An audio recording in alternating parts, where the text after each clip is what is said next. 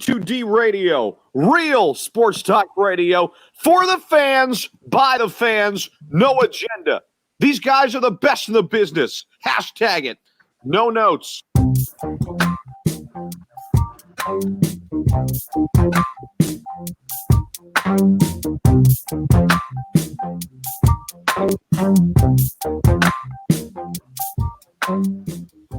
The question of the night is, does Ralphie's internet? That's the time tonight. His $1,000 internet that he claimed before the show. Does it stand? Can it withstand? Hopefully. That's about to go on right now. Hashtag disagree. Hashtag disagree. It's just strong bus. You got the PHIX AM and the PM split show like always we've been doing here on Wednesday night. We're always brought to you by our doc. Make him yours. That's Dr. Paul Vidal. Specialized Physical Therapy, LLC. Burlington, Cherry Hill, Princeton locations. Find them on the web. SpecializedPhysicalTherapy.com. Tom Arnone, Greg Mlakovic, Frank Vespi, Ryan Brodo, Ralph Delavecchio, DeAndre Dillard supporter in the house tonight. We're not tonight, so we got so much to talk about. You know, football is close, but we'll be plenty of time to get into that. We got way too many things to go over tonight. Trust us on this one. Dumbest thing of the week probably has to do with the Phillies when it comes to me, but we'll talk about it. We'll get to it. Phillies embarrassing loss last night, followed by what I would call another embarrassing loss tonight. All right, so the embarrassing losses continue against bad baseball teams. Right, we go from the Marlins to the Orioles. We can't beat bad baseball teams. So which makes us a what? A bad baseball team. That's how that works. You can't beat bad baseball teams. Guess what you are now? You're a bad baseball team. So that's simple 101 semantics. We'll get into the Phillies a lot in a few, but we're going to talk about obviously a little post-game. Flyers, Canadiens, a 1-0 series lead, the hottest team in the National Hockey League, the best goalie. I don't give a rat's ass what anyone wants to say in the National Hockey League. Yes, sir. And the guys who will flat out defend in front of him too. Something that's not talked about as much as how good he is the guys. I mean, you got every line. You know, you talk about basketball being palms up, and hockey we'll say sticks up in a way. You know, and they all come back and play defense, right? And you've seen it all year long, and it's translated into the playoffs. And you know, you got to win 2-1 games in the playoffs if you want to be great. If you want to hoist the Stanley Cup, you got to win some 2-1 games. You might have to win a 1-0 game, but you never had the goalie to be able to do it, right? Never had the goalie to be able to do it. There it goes. 1-0 already. Wow. 3 minutes. All right, everybody have an over-under. Will Ralphie be in and out in about less than 10 times during this show? I'm going over. You're going to go with the over? All right. Oh, yeah. Good for him. After 3, I'm just stop joining. Yeah. Oh, I didn't know where you were going with that for a second. You'll end up like Grant Ledyard. You know, you can never win. You know, you pay all these dollars to Verizon, and you know they say, $500 a month. Yeah, because you're the one talking on the phone, right? You're the one making those calls. Oh, I love it. Well, I figured out I got to sit still. Shut up, Ralph. We know the Sixers are playing in the first round. They come in and out and then start interrupting. You know the Sixers are playing in the first round, and that's the Boston Celtics. That ties right into our poll question. Brought to you by Ambuck Services, AMBUCK Services.com. 20% off. Tell them the boys from HUD Radio sent you. The Sixers will lose in the first round to the Celtics. Agree or disagree? Let us know. Facebook, YouTube, Twitch, Twitter. That's where we're live. Everywhere you get your podcasts, you can find us there as well. Like, follow, subscribe. You know the deal. We'll be reading off all your comments, questions, disappointment. When you talk about the labia and Joel Embiid, we'll discuss her. A lot of labias on the Phillies, starting with their general manager, too. We'll talk about the only good thing in this city right now going on. That's the Philadelphia Flyers, obviously. So all that's on the table. Coming in, we'll talk about it. Whatever you got, we'll discuss. All right, boys, but to the poll, the Sixers will lose in the first round to the Celtics. Just as of Sunday. This is how ridiculous it is to be a Philadelphia 76ers fan. as of Sunday, knowing we don't have Ben Simmons, I was still confident with a healthy Joel Embiid. And I said it numerous times. Time's yours. You want to be great? You want to be in the MVP conversation year in, year out? You want that on your plate with the Chick-fil-A? Would you enjoy that? Would that taste good to you? Because that's what you have the ability to still do. To still pull off here in this bubble is to be dominant. Dominant. Okay? Greatness carries shit. There's enough high-paid players on this basketball team, Tobias Harris, Al Horford. There's enough guys who make enough money that if you're dominant, you can make everybody around you better. Well, since that damn statement, we've had an ankle, which I hate to blame injuries on guys, but these are just the way it is. We've had an ankle. Now we had inside the wrist. There's something called a labia, I guess, is what I found out tonight from Greg. I was injured tonight, so we try to figure out where we go from here. But if he's healthy, we can beat the Boston Celtics. If he's great, I can't sit here and tell you anything anymore because I don't know if I'm getting a healthy guy anymore. I just don't know. It's this whole team. We talked about it 2 weeks ago. Healthiest team in the bubble. Kiss my ass. Okay? Literally kiss my ass. The healthiest team. I mean, I sat here and crowned you over health, and as quick as I crowned you over health, we got a labia inside the knee, and then we have a labia inside an ankle, then a wrist. I mean, I can't continue to defend injuries. I can't continue to defend it with my star players. Even though it's different injuries here, there, whatever, I can't continue to defend it. I mean, this team had a whole restart, a whole brand new look on things. We're in Disney. Nobody's playing defense. Manny can drop 60 again, shit. But regardless, we had this whole beautiful thing happening here with, look at us. Look at us. Look at us. We came in. We wouldn't have had Ben, guys. Wouldn't have had Ben. Might not have had Joe. Well, right now we got neither one. Now we're going to get Joe back. That's fine. But we already lost Ben Simmons.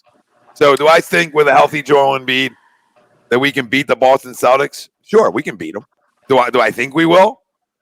The only way we do is if he's dominant. You go as your stars go in this league. All right, if he is dominant, we can beat him. But now if they're an ankle and a wrist, is he going to be? Or is he going to remember the pain of last year? Or is he just a guy who's going to get banged up all the time, and when he's on the court, he's great, but too many times he's not on the court when you need him? Who is he going to be? Because this is his time. There's no Ben Simmons. There's nobody else. It's you, Joe. This is your time. Do you want to be great?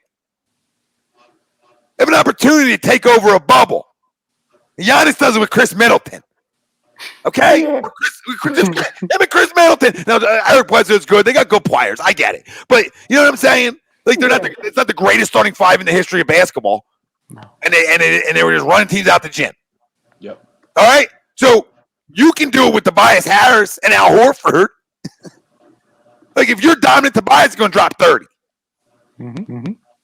Go give me some 90s basketball and be in the post, dominant on anybody you come against for the whole series, and the Sixers can win the series. I'm not saying don't step out and hit a three. I'm not saying that. Go be dominant like Shaq was in the post. Go impose your will throughout the rest of this damn bubble if you want to be great. Or you're just another guy. And I'm not saying for his career, but as of right now, he just becomes a really good player, and we don't know what he is. Because I'm the biggest defender there is, family, and people are listening. You ain't going to find the more defender Joel Embiid than me since draft night. Guy has the ability to be special. He's a generational talent. But if you can't be on the court, generational isn't generational. You're Grant Hill. All right? That's how that works. You could be great, but you're never on the court. Same thing goes with 11. I love him, but you got to play. It's a what have you done for me lately league. Every professional sport in life.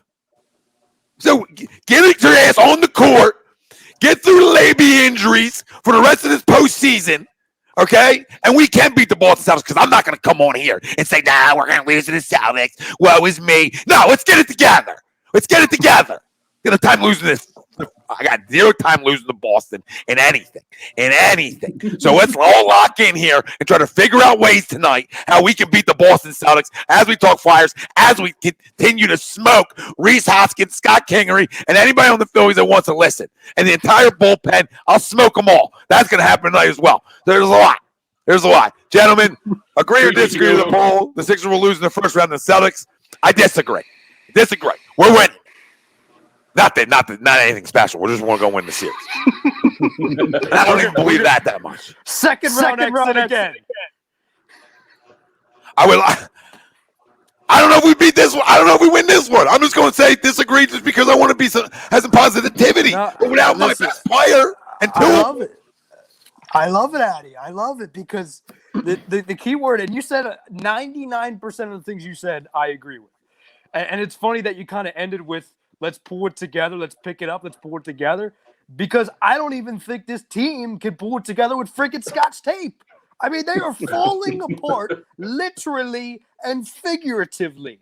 Last time we were all on the air together, it was like freaking kumbaya. Wilson was with us. Listen, I was making s'mores. I was making virtual s'mores. I mean, it was. They were on a 3-game winning streak the last time. Yeah, Wilson was with us. Wilson was talking about if Ben, shoots some threes, he's going to run out in the street. And I was going to be doing some taking a 40-point game from Ben. Like, listen. I mean, Wilson was talking about going out in the street and doing some questionable things. I mean, it was crazy. We were very excited. And you fast forward to now, we go from the healthiest. I mean, how is it possible? I know how it's possible. Because we're the Sixers, Ryan. I understand. Bad things always happen to us. I hear you. We went from being the healthiest team in the bubble, bar none, there's no debate, to now we're without our one guy, the guy that we're all talking about. Oh, he's going to make the difference. He's going to shoot. He's going to be defense first. He's going to be aggressive. Guys, it's the biggest dick tease in the history of professional sports. Ben Simmons is the biggest dick tease in professional sports history. In the history of professional sports. You guys understand that? He's worse of a dick tease than Kendall is on Twitter. That's how that works. All right? The worst. Listen, Cleveland, you got a package. I'm interested to see the package at this point. They have nothing. No. You don't want Darius Garland or Colin Sexton or Kevin Love? 3 first. I want to have Freddie Osman. Wait, what was the package, Tom? What was the package? I don't know. I'll take Garland and Sexton and 3 first. 3 first. Unprotected. Nothing protected. You want them. You can have them then. You could get Tristan Thompson.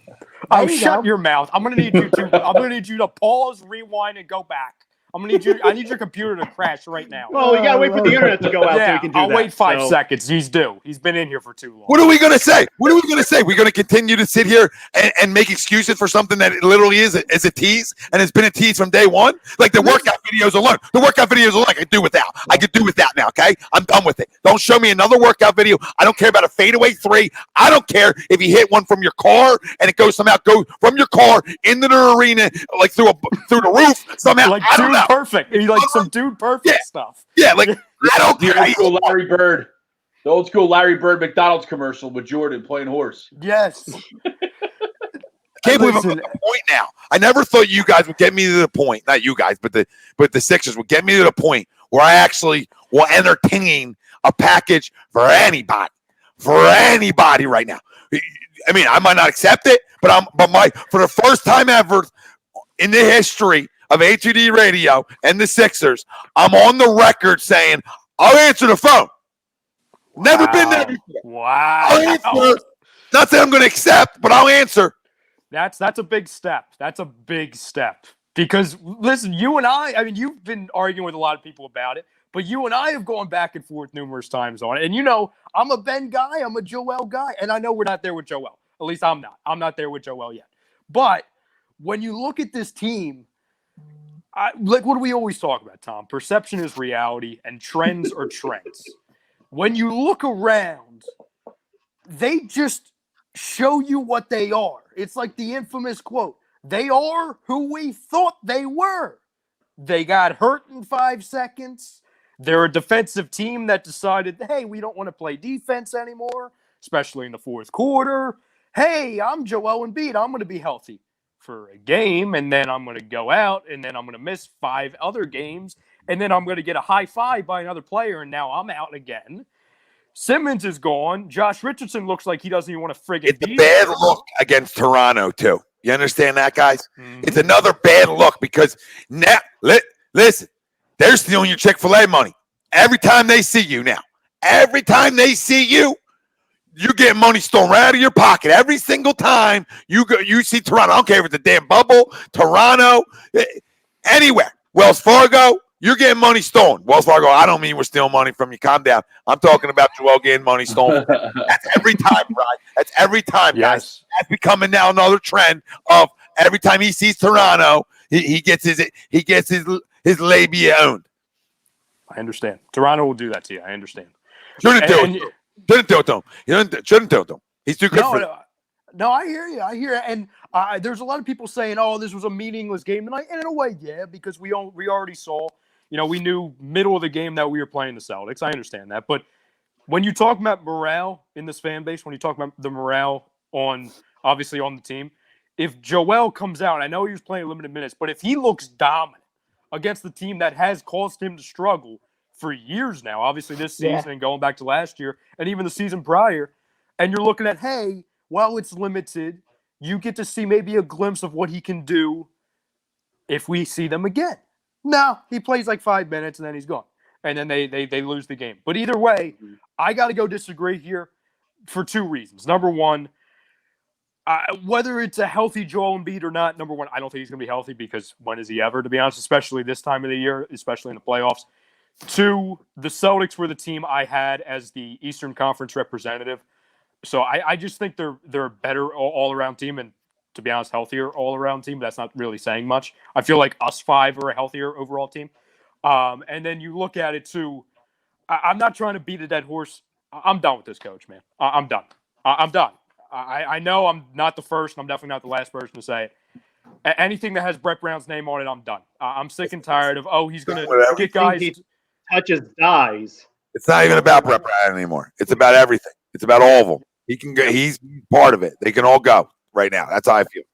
So agree. Clean house time, baby. Clean house time in the Celtics. I agree that the poll will lose in the first round of the Celtics.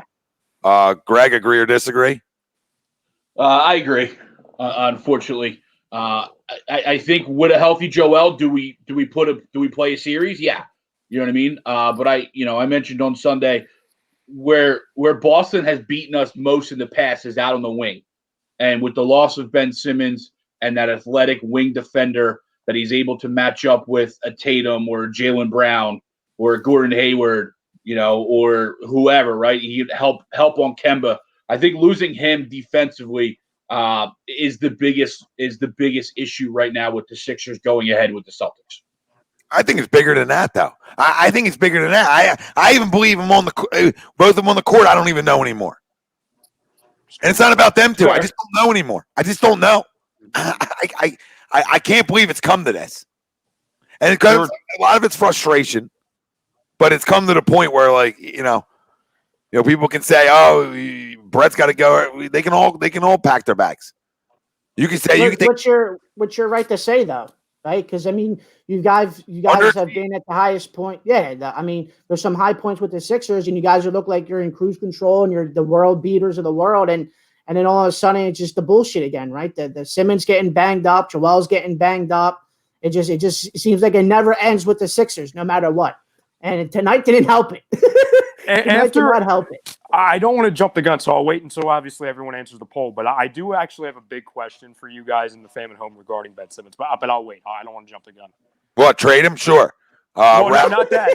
Yeah, no, that's my second question. That's my second question. I don't even think he needs to get the one that don't even lead off. There's nothing to lead off with. Should he be traded? Yep. You know what I mean? You're going to miss. You're going. I don't know. You just got injured for the season twice in 1 year. How's that possible? The weird thing is, too. He's the first guy in NBA history to be out for the year twice. First guy. Yeah. First guy in NBA history to be out for the year twice. That's the Philadelphia 76ers us now. I'm done protected. Ralph, Frank, go ahead. No, real quick on the Ben Simmons. Me and Greg were talking about it last week on the show, or 2 weeks ago when he got hurt, about just how weird the injury was. Like he just went up for a shot and he like pump fake and then the knee just went. It's just a weird injury. What I was going to say really, because I'll forget it in 5 seconds. I'll forget it. What I was going to say was, and Tom, you illustrated it perfectly. For all this time, we were saying there was one injury-prone player on the Sixers, big guy, Joel. Now we can say it's both of them. And we can. Like, where did if freaking Simmons was supposed to be the healthy one? Like, oh my God, sure he missed the first year, but the second He doesn't have a breakdown body. You know what I mean? Know. Not a body that should be beat up and banged up all the time. It's actually surprising. Yeah. I'm so upset. I'm done with it. Colin Sexton and Darius Garland and 27 first-round picks. Frank, Ralph, and I the other night we were on the trade machine. I had Frank right now like 100 trade machines. Yeah, we were doing a bunch of trades. We had some trades that go through to like Sacramento and what was the other? What was Chicago? Oh no, Zach LaVine's coming. He's here. He's here. I'm not signing up for that. So I'll keep Ben. I'm not answering that call. Ralph, I'll go real quick. Oh, go ahead, Frank. I'll go last. No, you first, Ralph, because I'm afraid your internet's going to go out while you go in the discussion. No, you answer the phone. No, you hang up the phone. You hang up first. No, you hang up first. I love you. No, I love you. No. I love you. I love you more. All right, it's going. This is like Prism. Anybody remembers that? Probably Sixers were probably better with Jeff Hornacek and the crew back then. Is he available? And Perry, other likes. People compared him to Jordan because he wore 23 and he was bald. There was comparison. There you go. Ralph, you gonna answer the damn poll before Frank does? It just sucks because 3 weeks ago when we had our whole thing about if the Sixers are going to the finals and stuff. Obviously, me and Tommy had it agree, and you three had disagrees. But right now, I mean, it's tough to say the Sixers can get past the first round. I mean, if you look at the Celtics, right, they have Kemba, Jaylen Brown, Jason Tatum, right, and then you look at the Sixers, Al Horford, he ain't looking too hot. Tobias Harris has actually been playing pretty good in the bubble, and then you have Joel Embiid. So hopefully. Everything comes together for the Sixers for you guys, but at this point, I'm going to have to go with agree. I think the Celtics win this series either in 5 or a sweep. Not trying to be a dickhead, but either a sweep or in 5. All right. I hope your internet goes out. Frank. Well, I do agree, but I'm not going to say it's going to be a sweep. I mean, the Sixers, they'll take a win from the Celtics, but, Brad Stevens has a history with us in the playoffs, and he does what he does best and makes the adjustment. Brad Stevens plays chess while Brett Brown plays Candyland, and even Brett Brown can't play Candyland right. You don't have Ben. Joel's probably going to play hurt. I'm going in. I mean, a couple weeks ago, we were all excited for this team to come back to the bubble, and they've made an appearance worse than the gobbledygooker on the Survivor Series. It was a flat-out dud. This was extremely underwhelming. Totally underwhelming. You have TJ freaking Warren, who was traded for a couple ham sandwiches at Phoenix, going off for 50-plus points. Dane goes off. Devin Booker goes off. Like, it's insane that Brett Brown doesn't make the adjustments. And tonight, he loses to an assistant coach? I mean, I can't believe it. Nick Nurse wasn't even coaching tonight. Nick Nurse was like, Brett Brown's on the opposite team. He was in downtown Disney. He was in downtown Disney. Yeah. On Space Mountain somewhere. He's from Space Mountain. He's waiting in line at Space Mountain. He's virtual in. Run this set. It's crazy. It's very crazy. But for me, going to this playoff series, I think I have the season in 5, maybe 6 games, and this will probably be the last time we'll see Brett Brown as a head coach. Brett, thank you for all you've done, but you've been here way too long. The frustration. I don't think they let him go. Frustration with him. Ralph, I don't think they let him go. Ralph. He has an excuse, dude. Ben got hurt again. Joel's hurt again. Hold on. I'm telling you, he might stay. Hold on. You guys start putting everything on everybody, okay? Because it's your environment. It's your culture. It's your players, all right? So over time, if your guys keep getting hurt, I'm going to put on the whole damn organization then. The players, the coaches, the GMs, the medical staff, anybody that wants to get, anybody that's around here who, it's almost like cleaning for COVID. Anybody who got it, we're getting y'all out, okay? We're clearing it out. We're clearing it out. That's big what's going to happen. 23-19. It's a big 23-19 clear house. The players have one more year. Fitting with Disney. There you go. Monster Inc. The players have one more year, really. You know what I mean? Like they'll have another year, Joe and Ben. But they got to be healthy. And listen, this isn't over yet. But Joel Embiid's got to come back and be dominant for us to be able to beat the Boston Celtics. It's that simple. And I don't want Brad Stevens, Brett Brown don't matter to me. Yeah, but that's the big question, though, Tommy. Can Joel Embiid do it? And we've seen him do it. Dominant. Yeah.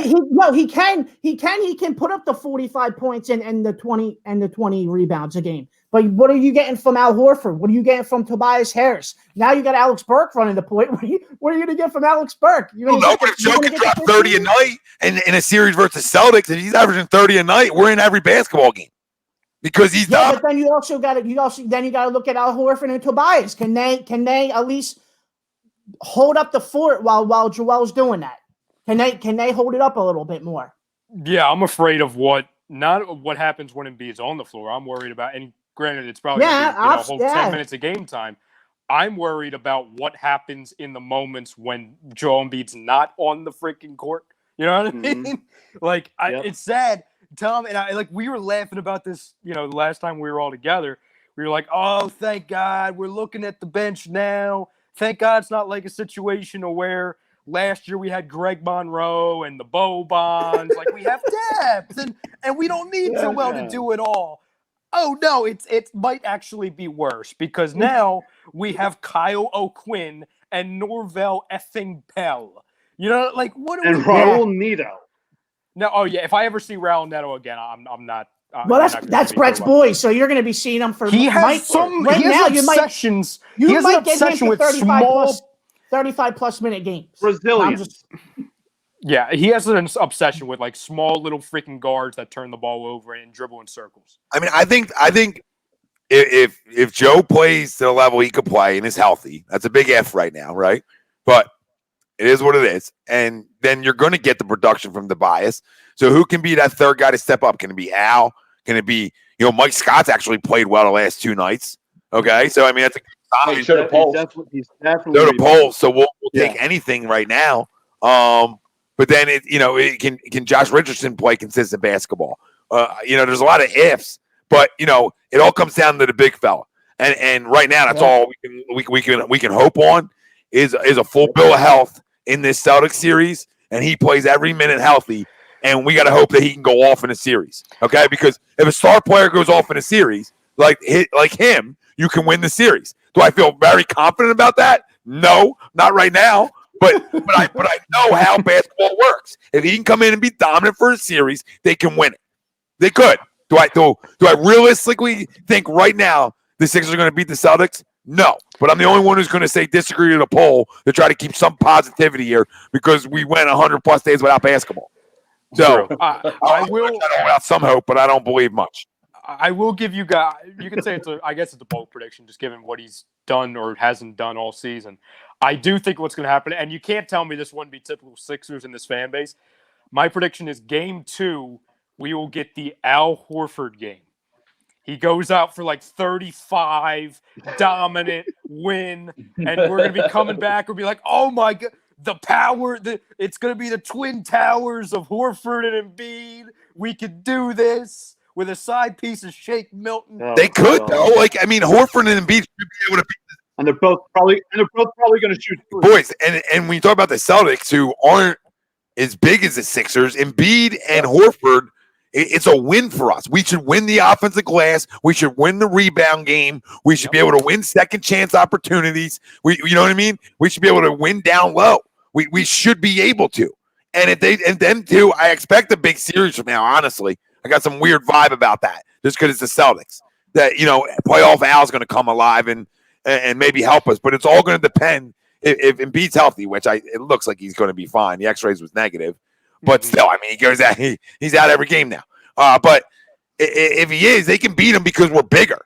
We're bigger, so we can win some of them X factor matchups that are important. Now, if Kemba goes off and Jaylen Brown and Tatum go off, then all bets are off. So you got to be a lot of Pomsy. So yeah, well, you would hope so, but you lost your best defensive anchor, though. So I mean, and somebody's going to step up.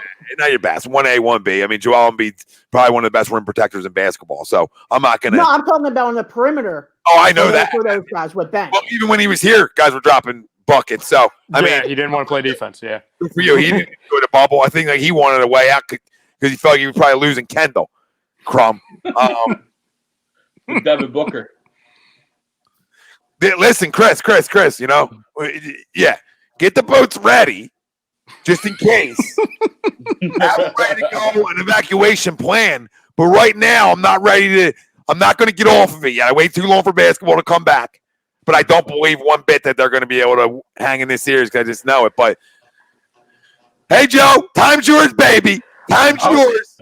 I'll ask you guys this. Other than Simmons. Hey, Ralph, Don's got a question. One more thing. Can I tell you one more thing? Yeah. Joe, if you aren't healthy and you get a first round exit, that little IG model of yours, hon, she'll probably take a walk. I just want to let you know how that works. Ooh. All right. So is she taking a dog? Is she taking Ben, a dog? you keep getting hurt. Now Devin Booker's in, hitting Kendall up. You see how that works for Ben? You don't want to be on the court. They forget about you real quick. All right. So, hey, Joe, time's yours now. If you're not in the highlights, they don't want you, baby. Yep, and it'll be rolling out. And it'll be rolling out. That second contract ain't coming. I ain't sticking around. I know how he spends money right now. Greg, you say Don had a question for Ralphie? Yeah, so Lord also has the same question. I love how Ralph is talking trash on the Sixers being swept in the first round. His Lakers could end up being swept themselves. There you go. Pull it up, and then Don's asking. I love you guys. I love Lord. I love Don. You know what? Tomorrow, Ralph, how confident are you in your Lakers? That's what Don. You know what? I'm very confident in the Lakers. But tomorrow, we're the biggest Phoenix Suns fans. Suns, we're right there. See, the fact that you're rooting for the Phoenix Suns, tell me you're not really confident. The fact that you're rooting for the Phoenix freaking Suns. What are you, Barkley? Why would you care? If you're that good, why would you care? If you're not that good. Oh, thanks. Our perimeter defense is Ralphie, I'll just tell you this, Ralphie. Listen. Kyle Kuzma just took a shot at Jesus. You think you're winning something? You think you're winning something? Why we gotta bring his name in? Because Listen, you know how this works. Listen, you don't play with Philly Jesus or Jesus, because listen, that guy brought us a Super Bowl. He can eliminate you from the playoffs like that. I might have to run down to Philly and find him real quick. Yeah, listen, you better find him. He's on Instagram Live like every 3 seconds. It's really weird. Oh, I love it. Chris Miller says Ben or Milliner. Sorry, got that wrong, but that's close. Ben makes $34 million next year for no jump shot. Yep, but Chris, a bunch of great videos, right? A bunch of like Jordan fadeaways. Like, who's that guy? That the left-handed Michael Jordan. You know what I mean? Like, you're lifting your glasses up. Like, who is that guy? Because that's wet. And then this is what you get. Ralphie, Sweeps jumps in. Ralphie, don't act like you guys all sunshine and rainbows over there. Kuzma hit one shot in 2 months. Now running those gums. Don't let the Blazers be the 8th seed. A bunch of eye emojis. Phoenix, baby. I've never been to Phoenix. If they do get the 8th seed, I might go there for a trip. You ain't going. There's nothing going on in Phoenix, Ralph. There's some golf courses. That's about it. Yeah. They're in a bubble. Get a clue. They're in a bubble in Orlando. Get a clue. All right? Now you don't even know where your team's playing. He's like J.R. Smith. He goes to the friggin' the Staples Center. You're going to the wrong stadium, Ralph. You're going to the wrong freaking stadium. Yusuf, what's up, brother? Sorry, I seen your text late. So I didn't get back to you. We already were rolling here. Ralphie, I'll just tell you this, brother. Don't let the Sixers get to the second round. The Lakers go bye-bye. Don't let that happen. Oh, dude, I know, man. You don't want to see me. Yeah, It's going to get bad. It's going to get bad quick. I might, you know, the electronics in my house might have to take a dive real quick. No, you won't survive without the electronics. This is a good question. Malachi brings up the Celtics got 4 players in their starting lineup that can play off the bounce. I just don't know a lineup that Brett would put out that could guard that. I mean, you think about Kemba, right? Kemba, Tatum, Jaylen Brown, who I freaking love, and I hate to say it, and Marcus Smart. I guess is probably the other guy. Or Gordon Hayward. Or Hayward. Sorry, that's who it is. It's Now, but you're right. With Smart can still get the basket too.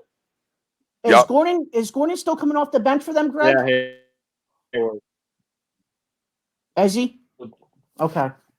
So who do you roll out there to try to guard that? It's tough. Jesus. You know, Jesus. I don't think you can. I don't think you can. Jesus. That was good, Ralph. That was quick. That was a good one. You guys know anybody in the neighborhoods? Yeah. It'll be like that.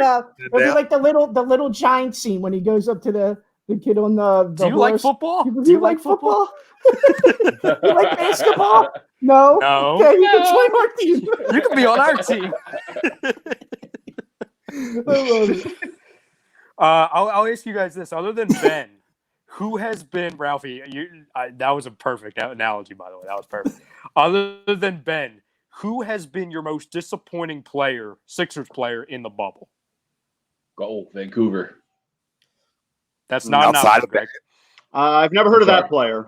I've never heard of Golden. Yeah, outside of Ben. Yes, correct. The most disappointing player? Well, I mean, I didn't think he's that great anyway, but, you know, Shake gets the Bye, Ralph. Oh, Shake it looks like the Lakers lost. hasn't played well. You know what I mean? Yeah. So, I mean, that's disappointing when I think a lot of us thought he would play better than he has, at least. And nobody thought he was great, but, you know, we all thought he played better than he has. Sure, you know, besides one big shot, he struggled. So, I mean, that's not a good sign when a guy gets the reins to be the starting point guard and then struggles. I don't know, man. I mean, that's not a good look. So That's a good one, Jay. That's a really good one, Jay. yeah, but he dropped like 30 something the other night, right? Didn't he? Like Yeah, he had one really good game. Yeah. I mean, it's not a total disappointment. I don't expect him to be that guy. So I can't really call it a disappointment. I expect Shake Milton as a starting role to give me double digits. Shit. You know, you can't give me double digits? That's under Chief City then. You're starting with the ball. Disappointing too. In a point guard role, though. In a point guard role, you're starting with the ball in your hands in a guard league. Oh, wow. Can't give double digits? Probably not. Probably don't. G League talk. Greg, what about you? Al's been very disappointing. Because, you know, you thought that this bubble, this playoffs, you know, you may see a rejuvenated Al and you would finally potentially see the contract come in, right? You see the guy that we thought we were getting with the contract. And that's obviously not what we're getting. And he was healthy. He kept saying he was healthy. And yeah, he's healthy. What up, Pop? I don't know. I don't think he's played terrible in the bubble. No, he's been. It's been easy better for me than to the regular say. season, but he's been still not great. He's been good in areas that doesn't show up on the stat sheet, like his physicality in the fourth. You know what I'm saying? Like that's been really solid, I would say.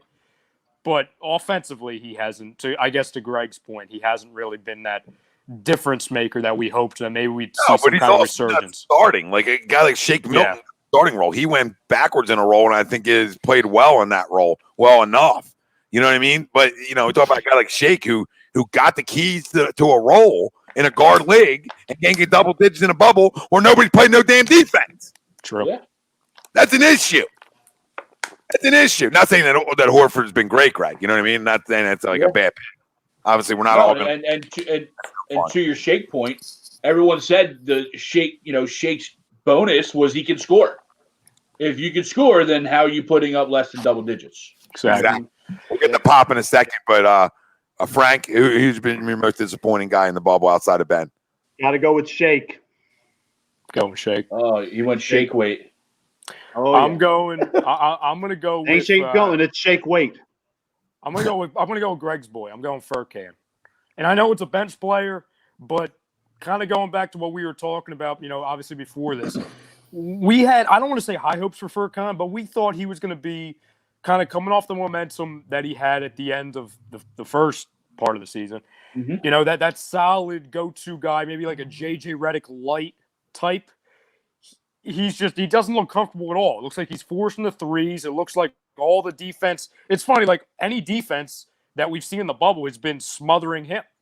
And his defense is just on our favors. I didn't have any expectation for him to be any good on defense, but a guy that could have been the reliable, shooter off the bench, he just doesn't look comfortable at all to me. Dayshaw, did I say your name right? I think I did. Al Horford struggles with Dayshaw. lateral movement, and he's struggling to protect the rim. Yeah, he doesn't have the hops anymore. Not that he really ever had like big hops, but he definitely they're facts. I mean, they're definitely things you watch, and if you watch a game with your eyes, you absolutely see that. But just in terms of like still rebounding, still being tough, still making some shots in spots. Like he's actually played better here than he was before, but that's not saying much because before it was inept. You know what I mean? Yeah. It was terrible. So, what about you, Ralphie? I'm gonna go with the guy that at the beginning of all this. I'm gonna go Al Horford. Yet again, like Greg said, you hope the contract.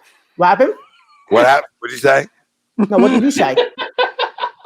No, go ahead. No, what did you say? You're an idiot. Oh my God, why is that? Because I just think there's other names. I just think you're throwing in a name out of the hat. I don't think you have any pulse on this team one bit at all. All right, so I almost wish we could just skip you. I'll tell you what I do. What I do got to post on is Al Horford is stealing money. He's Now, stealing Ryan, money. There's Baby. Ryan. Yep, All right. there goes Ryan. Oh no, I can't Ryan disagree disappeared. with the theft. Oh no. I can't disagree with you on a thief Yeah. happening here. I mean, he's bending over. He bent There over he freaking is. Elton Brand so much on this deal. It's unbelievable. Like I said Ralph, before, Ellen Ralph, signed out. what the hell did you do? What the hell did you do to me, Ralph? What the hell did you do to me? That's fine. If the internet can switch over to you, I'm What you could possibly do too with a potential Ben Simmons trade, right? Is find someone to also take Al Horford off your hands. Now that might mean if we're going to Cleveland, then obviously we're taking like a Kevin Love back to make the money work. But I think we'd all much rather have at least a Kevin Love than an Al Horford going forward. Oh, yeah, I think Sacramento. Sacramento. you're an idiot if you don't think that. You know what I Yeah, mean? but Cleveland's got, and you're absolutely right, Tom. Cleveland's got the first round picks. I just think Colin Sexton, Kevin Love, and 3 first rounders for Ben and Al. Oh, I want Darius Garland too, though. oh, man. I want every first round. They're Oh both man. point guards, though. I don't We give a say shit. Trust the I want process. everybody that you picked, okay, in your picks. I'm not giving away a guy, even though I'm very upset and I'm not happy, and he's becoming injury prone big time. But I'm not doing it unless you're giving me everything on your damn roster I want. Everything. If I want something, I get it, and we'll make the money work. We'll match something All right, else. We'll see if it works. All Give me a right, second. Garland, Sexton, 27 million first round picks. Kevin Love for Al Horford and Ben Simmons. Frank, And we say this, and we're going to beat the Celtics in the first round. All right, I'll warm up the trade machine. We all wish we. I got it. I'm here, did Frank. I got it. Frank, do you have the list from the other night of all the trades that we did? I That do sounds not like a no. actually, That but, sounds like a Actually, no. but I do remember. We can't do this. I We're do not going to get. remember one of the trades. We're not it's doing still this. too early. Yeah. All right. Yeah, we're not doing this. We're not turning into this. All right. We're allowed to be mad and upset and put one thing in the trade. That's it. One thing in the trade machine. I'm a little loud tonight. No, Don. He says, "Wow, I can't believe what I'm hearing, guys. You really want Ben going? We don't want it, but we're listening. That's all." It's coming, Don, if you don't stay on the damn court. We're going fishing. And listen, we're prepping See if for somebody it will because at the end of the day, while it seems like it's going to be like a month-long off season, it's going to be a real quick one. It's going to be a messy off season because not only are we entertaining it, the NBA thinks we're going to do it. Like all the teams are getting ready for it. So it's gonna be talked about. I'll tell you this, though. Ooh. It works. It works. Elton, Kevin get Love, on the Sexton, phone. Garland. Cleveland's Even with the 2022 Benson pick. Wow. Cleveland's 2021 pick and Milwaukee's 2022 pick. Oh, I did their First round. regular picks. All Give me- unprotected. Give me this again. I need to hear it again. Yeah, go. Love, Sexton, and Garland. Mm-hmm. Cleveland's first in 21 and 22. And Milwaukee's pick in 22, which Cleveland owns. And Yeah, because that's the only way you're gonna do it because they can't swap. They can't. I don't think it's back-to-back years. You have to have a pick in there. I'll take that. Yeah. I'll take that. Yeah. I'll do that deal. I would do For that. Ben and just for Ben or is Al in that one? And Greg? Al. For Gotcha. Ben and Al. Gotcha. It's Ben I'm and getting Al. Love, Garland, and Sexton back, and 3 first-round unprotected picks. We'll give you guys Kuzma, KCP. We can give you Giannis's younger brother. Oh, Thanasis? Thanasis? Thanasis? What do you guys think about that deal? Would you be? I mean, I'm not ready to, right? Because keep this in mind. no. I'm not ready to. But what would you guys do that deal? And everybody out there listening right now, do you make that deal? No, I say right now, If no. the- After one more year, yes.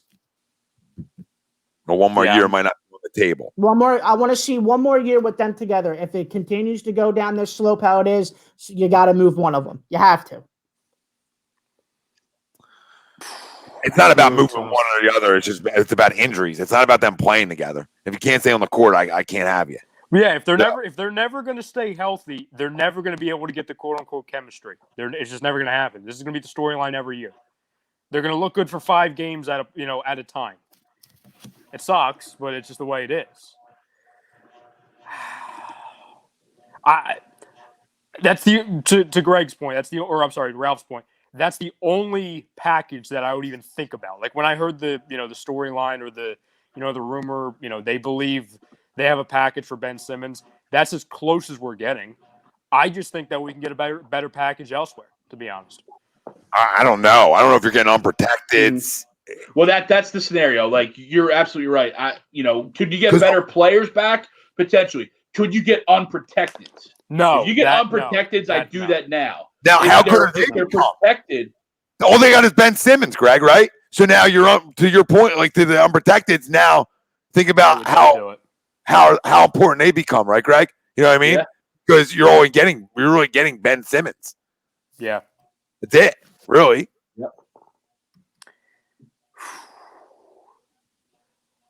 I just give it one more year. After But not I this year, do agree. I give it one more. I'd rather wait, change the coach, see if we still have the same issues before we go ahead and break these two up. It's not. It's a coach, but it's the injuries. I mean, it's the injuries. I mean, I do. No, you're right. You're right. it's not about breaking them two up. It's not about them two. It's about if you can't be on the court. I need guys who can be healthy. Then you can be generational all you want for both of them. This is about both of them. You can be generational all you want. If you're not on the court, you're not generational. I said, you're Grant Hill. So who do you guys Now, want to be? are you in the same boat with Embiid too? Like, are you at the point where you're listening to phone calls there too, Tom? Well, his depends on the playoffs.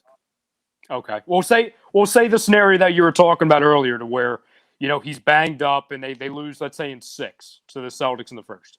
And he's in and out. Yeah. I'm answering that. Yeah, I'm answering calls. Okay. If he's healthy the whole time and he's dominant, but we lose, I'm not answering calls for him. Right? You understand what I'm saying? Because then he did his part. Because I- what's Embiid right now? What is he, 26, 27 years old? Right? He's 26. He's 26. So, I mean, he's got 3 more years left, I mean, for a big man. Why has he only got 3 years left? He'll be 29 in 3 years. Freaking What is 20. that like? It's 2020. Now he's coming into his prime's 28 to 32, honey. Wake up. Nah. Wake up. That's prime career. Not with Joel Embiid right now. When he's, I'm just telling you, I'm telling you what you'll be. We're not making stipulations. You just said 3 years. Okay. Yeah, he's got 3 good years left. Until he's How can you say that? Come on, bro. He's injured. Shut up. He doesn't have these lingering injuries. Stop. He doesn't have all these lingering injuries that keep coming back. His injuries are all over the map. His injuries are all over the map. Yeah, they're taking And at turns. 20 and at 26 years old, injuries all over the map at 26 years old. That's the big man. That's every big man. What big man stays healthy? Come on. I mean, he can go through a stretch of 4 years where he's healthy the whole time. There's no reason that he can't. It doesn't Well, look you would think so. You guys been saying that for about 4 years Shut now up. already. I'm done with you now. I'm done with you tonight. All right. No, Taro, I don't even like Donovan Got his Mitchell. internet, Tom. How about Donovan Mitchell for Ben? No, I'm good. I'm good. No. So he could shoot No, his I way out of understand. games. Lord saying, I know I don't do that deal, even though I barely want to see Al go. How about this? Uncle Al stepped the F up. He said it himself. He was out of shape in the start. Huh. He's in shape now. Step up. I agree. He's making a lot of money. You don't get free passes. Yusuf says, what'd you guys do? CP3, Gallinari? Nope. No. Sorry. From the Clippers. You mean the Thunder, Yusuf? I mean, yeah, no, from the Thunder, yeah. On the Thunder. No, I don't do that. I can't do that deal. I'd rather take Garland and Sexton and Love over that. What year are we in?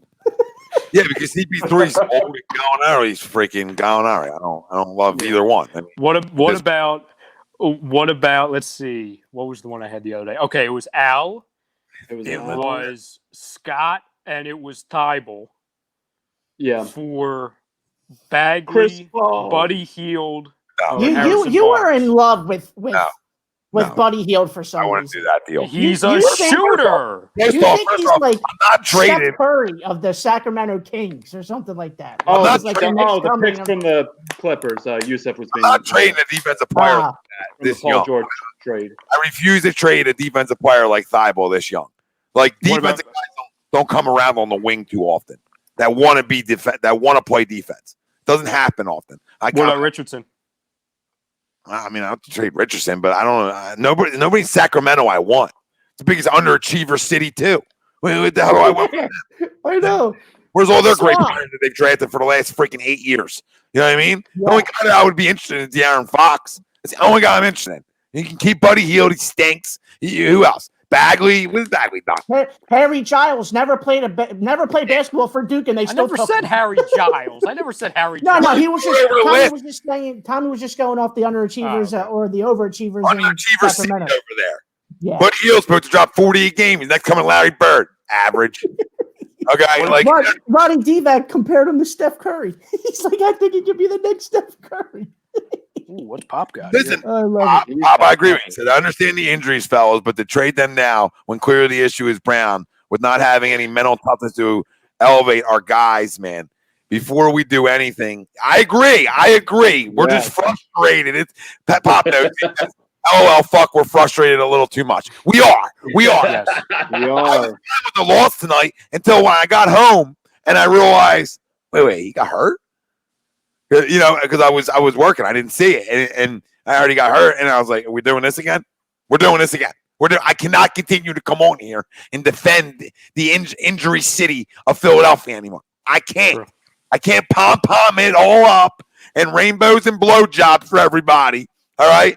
And act like the sky isn't falling. First off, it's 2020. The sky's falling big time, it seems like. The thunder today sounded like the sky was falling. So, Yeah. you know, I digress on all the rest, but I don't digress on the fact that these two need to be healthy. And one's the only guy in NBA history to get injured for the season twice. And the other guy, come on. Now you got to lead the way, and you've been banged up the 2 games you played in. Speaking of It's- 2020, Sweep says, can we just go back to the first 2 weeks of the season? 5-0. We were delicious. We were playing in Bye, Ralph. parades. We were talking shit. Then 22 rolled in. Effing whore, yo. I mean, I just look at it and listen, Pop, you're absolutely right. You know, the reason why we're doing this, it's because of Tom's point. It's not because we don't like Joel, and it's not because we don't like Simmons. It's because we looked at these two centerpieces, and we knew, okay, while Joel's always going to have the storyline of him being hurt and being out, at least we had the reliability of Ben being there. We didn't have the reliability of Ben being there shooting, but he was there. He was going to be there on defense. He was going to give max effort. And the way he plays to where he's flying up and down the court, the fact that now, to Tom's point, he was injured and he had season-ending injuries twice in the same season. you're looking at it to where he's still a baby. What is he, 23, 24? Yep. And you're looking at it to where Yep. we look at trends. Banged up last year, banged up a few times this year. And we're not even talking about the back injury, or no, I'm sorry, it was the shoulder injury at the very beginning of the season this year, to where Yep. you're looking at he was banged up all year long.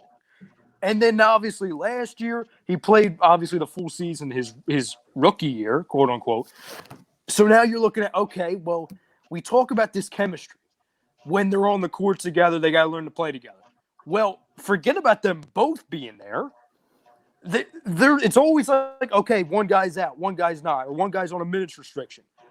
Sooner or later, when that begins to trend, like we always talk about with football and the other sports, you don't get healthier as you get older. So if this is already a situation now, and Ben needs that mobility to thrive and outrun everybody on the court, I'm scared to death to see what a Ben Simmons 50% without a jump shot looks like. You know what I'm saying? Like, what's Ben Simmons look like without the speed? You know, that's not Ben Simmons anymore. And the thing that's going to look at for Ben Simmons is it's a knee injury, right? We all know how knees work in the NBA, right? It takes your athleticism down a notch, your explosiveness down a notch. So it's going to be, you got to see what Ben is after the surgery with the knee and when he's fully healthy. So we've got a shoulder, we've got a back, and we've got a knee. It's not a finger, ankle, and wrist. It's a shoulder, back, and knee. Lord said that. Anybody see the Embiid interview talking about, missing the 2-man game with JJ? Listen, I get all that side of it and him being like upset that he lost friends of his and the whole thing. But again, it's a business, and if you're mad at somebody, then go take it out on the basketball court. All right, if you're mad at Elton Brand and you're mad at ownership, whatever you are, go take it out on the basketball court then. I'm not going to make excuses because you lost a couple friends. Does this guy not realize it's a friggin' business? And at the end of the year, too. Like, yeah, now we're not over this. We're not over this. Like, I get it. Yeah, I mean, we all like either Jimmy or JJ or both of them, but we're past this. And he forgets to realize. You're absolutely right, Greg. You're absolutely right. Greg, you're spot on. And you can't move on. And Joel, you need to realize something. We didn't trade them away. They chose not to come back here. JJ Redick chose to go to New Orleans. Jimmy Butler chose to force a trade out of here. So don't get mad at Elton Brand or Brett Brown or the city. Get mad at those quote unquote friends. They left. We didn't trade them. They left. So I don't know what he's on about. No, and listen, this organization hasn't done a good job. Okay, they had some potential generational talents on their hand, and it just hasn't been a good job overall. So I mean, there's nothing left to harass at this point. Okay, if we don't see that I don't think Elton Brand's really good at his job yet. Okay, if we don't see that Brett Brown's not good at his job yet, right? If we think, if we have all the confidence in the world still a Ben and Joe being on the court, I think we're a little delusional at this point. Okay, if we have Eastern Conference Finals or bust in our head anymore, we're delusional until otherwise. And I'm the biggest advocate on young players don't win right away, but I still expect growth. And you not being on the court, the two of you, is the definition of the opposite of growth. Okay? So that's what that becomes. And I cannot continue to be okay with that and just sweep it under the rug like it's not right there in front of our faces. I don't want to hear about who we lost. These are two stars that were supposed to carry our organization. I don't give a rat's ass who comes in and out. You two be great. You two be great. Want to be great. Watch a Jordan doc one damn time. Yep, exactly. And you look at it, not only is it an issue that they're not on the court, let's look at when they were on the court this year. You talk about growth, and that's spot on, Tom. You talk about moving up the ladder as you get older with more experience. When the lights turned brighter and the expectation rose from, okay, the last 2 years, get in the playoffs, win a series or two, show potential. This year we were talking about, okay, LeBron's gone. Kawhi's gone. opportunities now. Us in Milwaukee, we can beat the Celtics. We have expectations. We bring in leadership. The Embiid Simmons tandem is 1 year older. They're talking championship or bust. They're talking. What do we see in the regular season? Embiid being complacent, going through the motions. I'm not saying that. That came out of his mouth. He did that. On top of him fighting, getting suspended, injuries. I love the fighting too. I like that. But listen, my players can throw hands all 82, and I'd be totally happy. Yeah.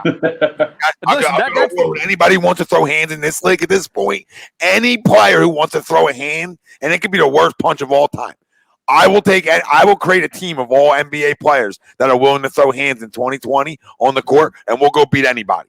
My Patrick Beverleys of the world, I will go get guys who just want to get physical and handsy, and we'll go beat anybody in the league in the bubble or outside the bubble. I feel like the best combination moment between the two all year was when it was those two versus Karl Anthony Towns. Ben Simmons had the headlock, and Joel was throwing the punches. That's we the really best teamwork they showed all year. We thought we were a family now. They're like, oh my God, they're not fighting each other. They're fighting somebody else. Oh my God. Look at the kids in the playground. Look at the kids defending them. You know what I mean? Look at the kids defending the territory. Yeah. Protecting his brother in the playground. I love it. I love it. Little youngsters protecting each other. And listen, them two can play together on the court. I have zero issue with that. Zero issue with them two being friends, them two being able to play together on the court. All that's non-issue to me. Okay, that's not even a conversation. And anybody who brings that up should stop watching goddamn basketball. The issue isn't that. The issue is, can they both be on the court? Yep. The issue isn't, can they play together? Because they can.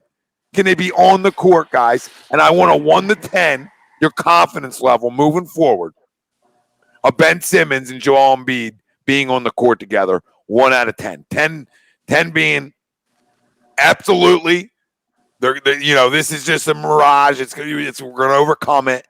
And 1 being, I think it's going to be an every year thing.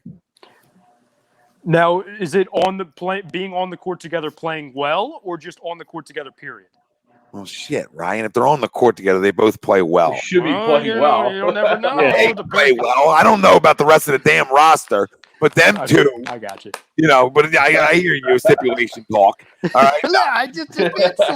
It could be the difference between a 7 and an 8. Got too much sun in that. Yeah, I did. Listen, I can't feel my skin. It's bad. That's always a privilege.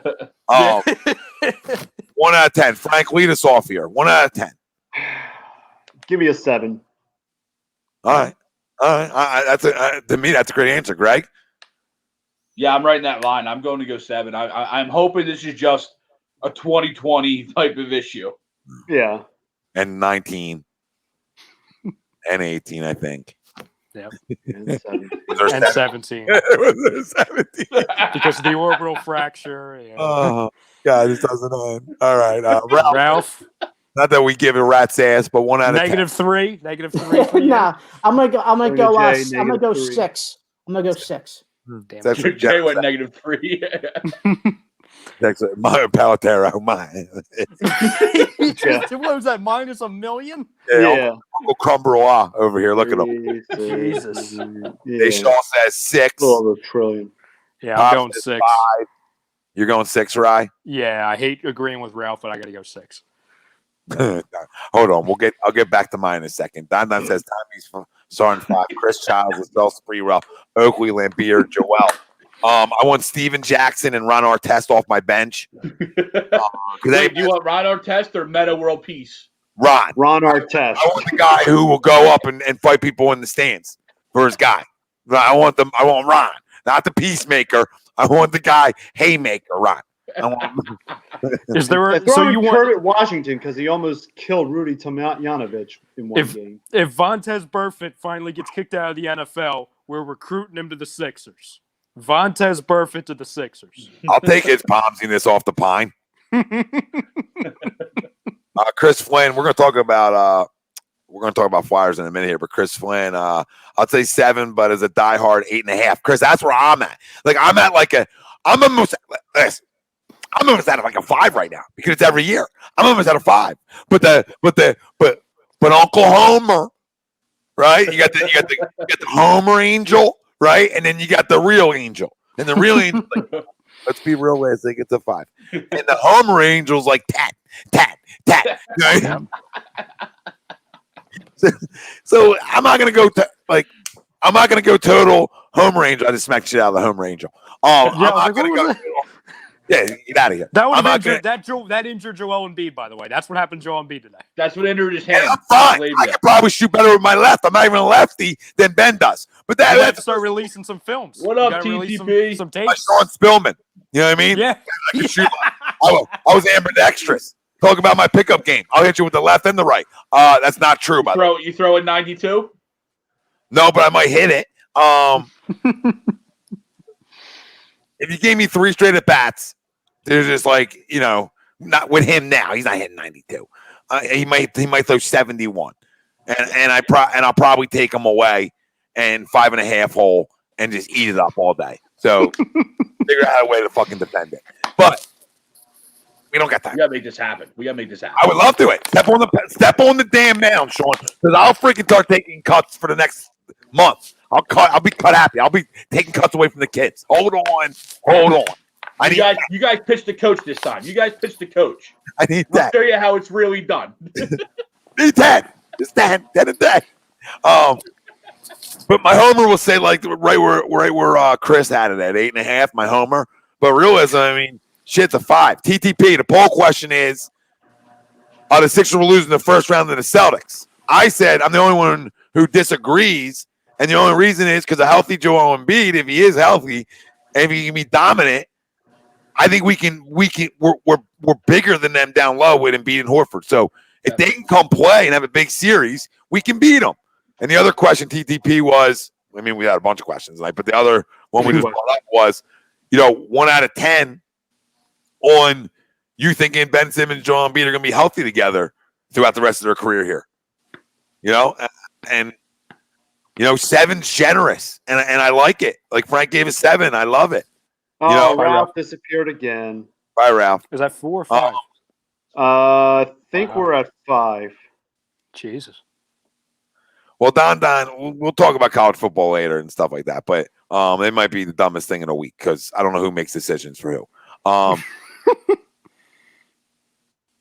Laura says 8, and just because they are hurt. Yeah, I mean, because they're hurt, and then, Joe's going to come back, but just because of the Ben situation, it just makes it hard to believe now. Yep. A high-low post. They do, Chris. I mean, it would be something simple to put in. I don't know why they don't go some old-school basketball here in different ways. I don't know why they don't, a guy who was in San Antonio forever can't figure out how to get 2 bigs to play together. It's mind-boggling. But that, whatever. You know what I mean? Becky Hammond could probably get 2 bigs to play together better than Brett Brown. She'll be getting the job next, probably. I mean, you're just in, Greg, because anything with a skirt on, you're in love with. So, I mean, the basketball IQ is just a plus to you. She's really smart. It's an accessory. Really smart. Guys already thinking dinner She's date. a great personality. Great personality. But back to, I know Yusuf had a comment earlier about Nate McMillan. Yusuf, they just extended McMillan for a 1-year deal today. Seems like everybody's getting extensions. I would blow Stevens got for one. Nate McMillan right now. I would actually Nate agree, got though, one, yes. and Brad Stevens got, I think, 3 more years or 4 more years, something like that. Brad I got would do traded. salary things for Brad Stevens. I don't even like him that much, but I would literally, you know what I mean? There'd be things that I would be willing to do for Nate McMillan because anybody that plays on Indiana plays tough. So I give that to the coaches, right? When my guys are always toughening games, I give that to my coaching staff because you're getting your players to compete, right? I feel like it's a buying in. It's a country club here in Philadelphia, right? You can be a player's coach and up in asses at the same time. It's doable, all right? I mean, I don't do it at a professional level, right? But I feel like I do it at an AAU level. If I need to get on you, I'll be the first to get on you. But I also want to give you confidence and be a player's coach at the same time because you can double dip it. But if you don't have the respect to start with, right? Can you do both? I don't think so. It's tough. I mean, a lot of that has to do with getting respect from your players at the professional level, which isn't easy to do. Nope. Especially when one of them, he was Mr. Perfect his entire life, saying he can do no wrong with Mr. Simmons. You know what I'm saying? Like, oh, you do nothing.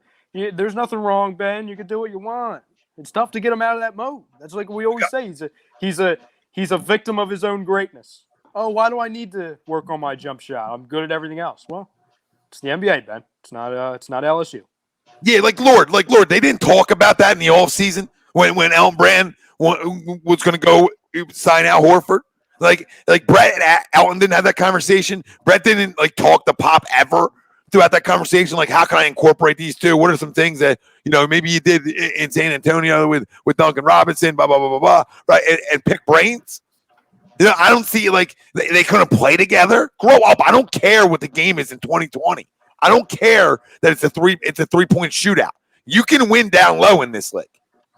It doesn't have to be the trend because Golden State did it. You can still dominate teams down low.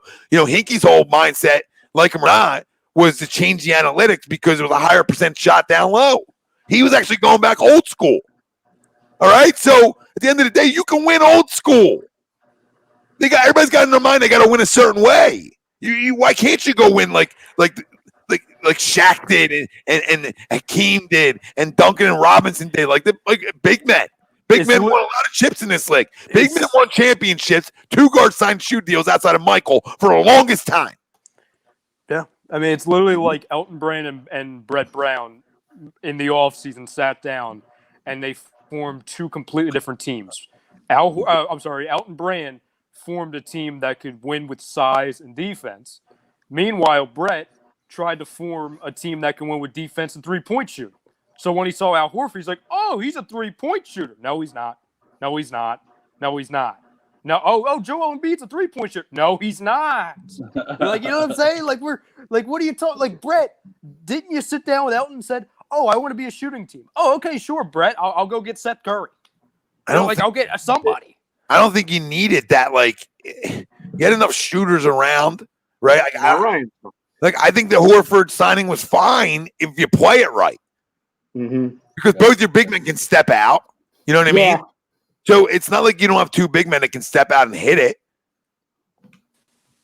So you thought too by signing Horford that would give the paint a little bit more breathing room for Joel to go to work. You know what I mean? Or even for Ben to get down there some looks because you could put in Al Horford on the 3-point line because he can shoot the three. But I mean, obviously this year hasn't worked out for the Sixers. TTP, I have a weird feeling this squad's going to make a run in the playoffs even without Ben. I say we beat Boston the first round as long as Joe's healthy.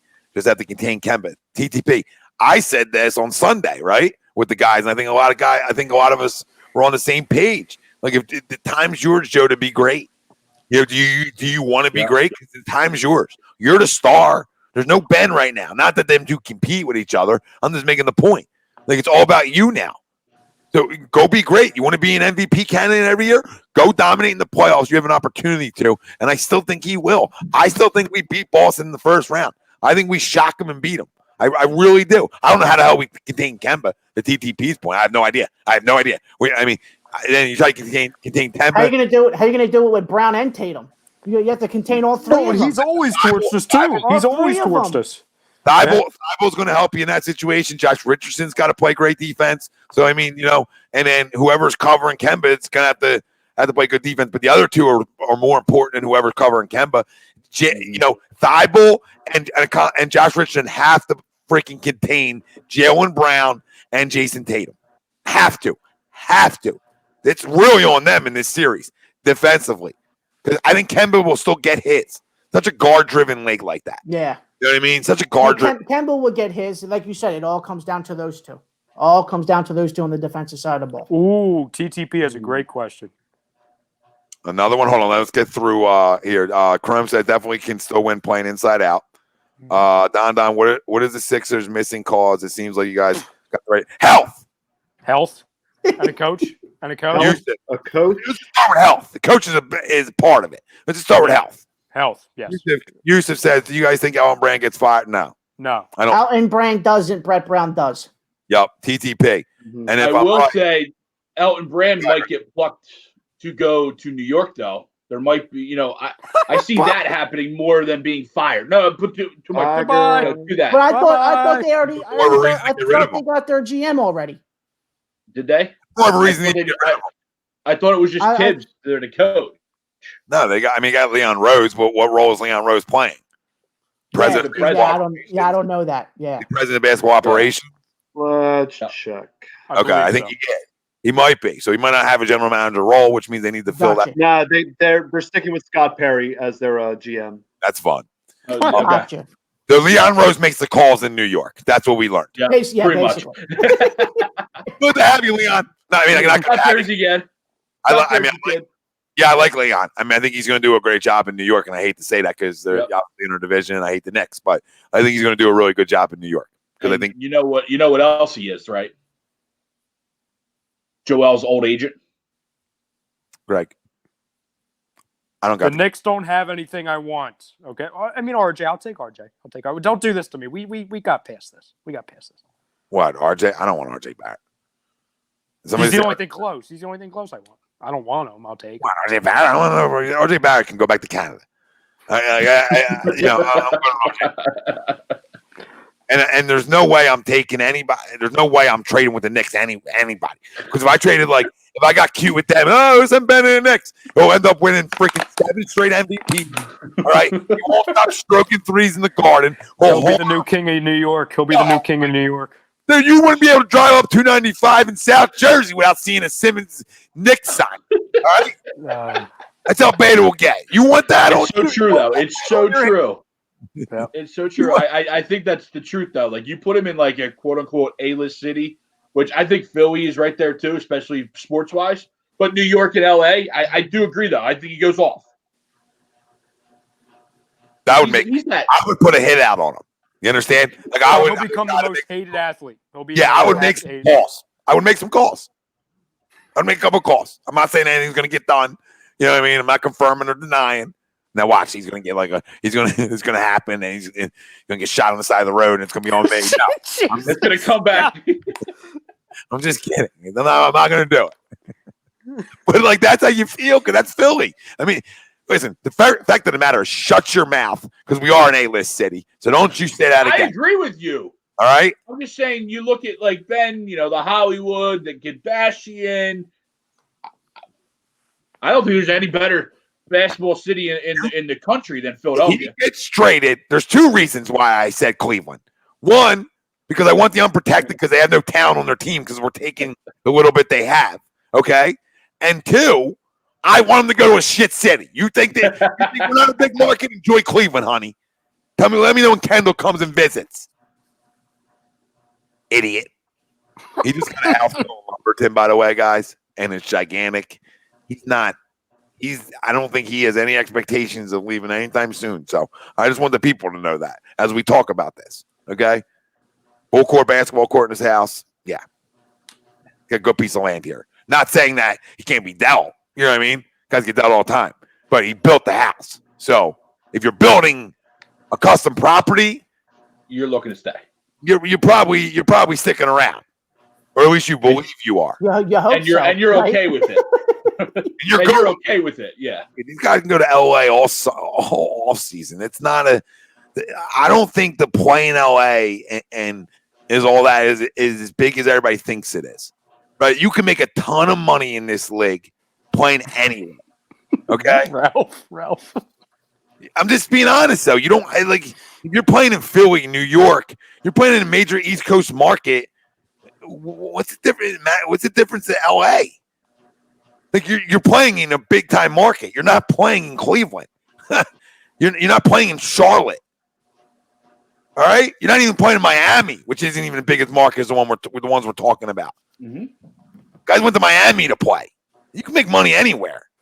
You can make endorsements anywhere in big market cities. I mean, Giannis is making big time money in endorsements in Milwaukee. Yeah, but I'll tell you what though, those endorsements money will go up if he goes to a big market. A big market, but you're acting like Philly isn't a big market. It's a huge market. No, I feel he is a big market. That's what I'm saying. I'm not disagreeing with that. We put ourselves down like he wants to go to LA. We're not good enough. Can we stop being like the stepchild to everybody? Look at you, dude. Look at the books, right? Put my name up there. What does that say? I would ship him so fast to Cleveland for spite if you wanted out. You ain't going to LA. I'll make you freaking freeze your ass off in Cleveland all winter. But I'll send you to Utah. Oh yeah, Have fun with those winners. Nah, but Salt Lake City. No, I mean, you take Send him to Detroit. Send him to Detroit. That's the spot. No, Minnesota. Oh yeah, yeah. Him and That's Towns the will win one. like 6 straight rings together. Be best Yeah. friend. Nope. Then the And Philly, Towns and D'Angelo. yeah, now the Philly kid and him. Oh, D'Angelo's with D'Angelo's With yeah, he's in Minnesota. Oh, D'Angelo is. I Yeah. was mad right Yeah. there. I thought you meant Wiggins for a second. Yeah, him, Oh, D'Angelo, yeah. and Towns. That would actually be a great combo. I wouldn't want any parts of that.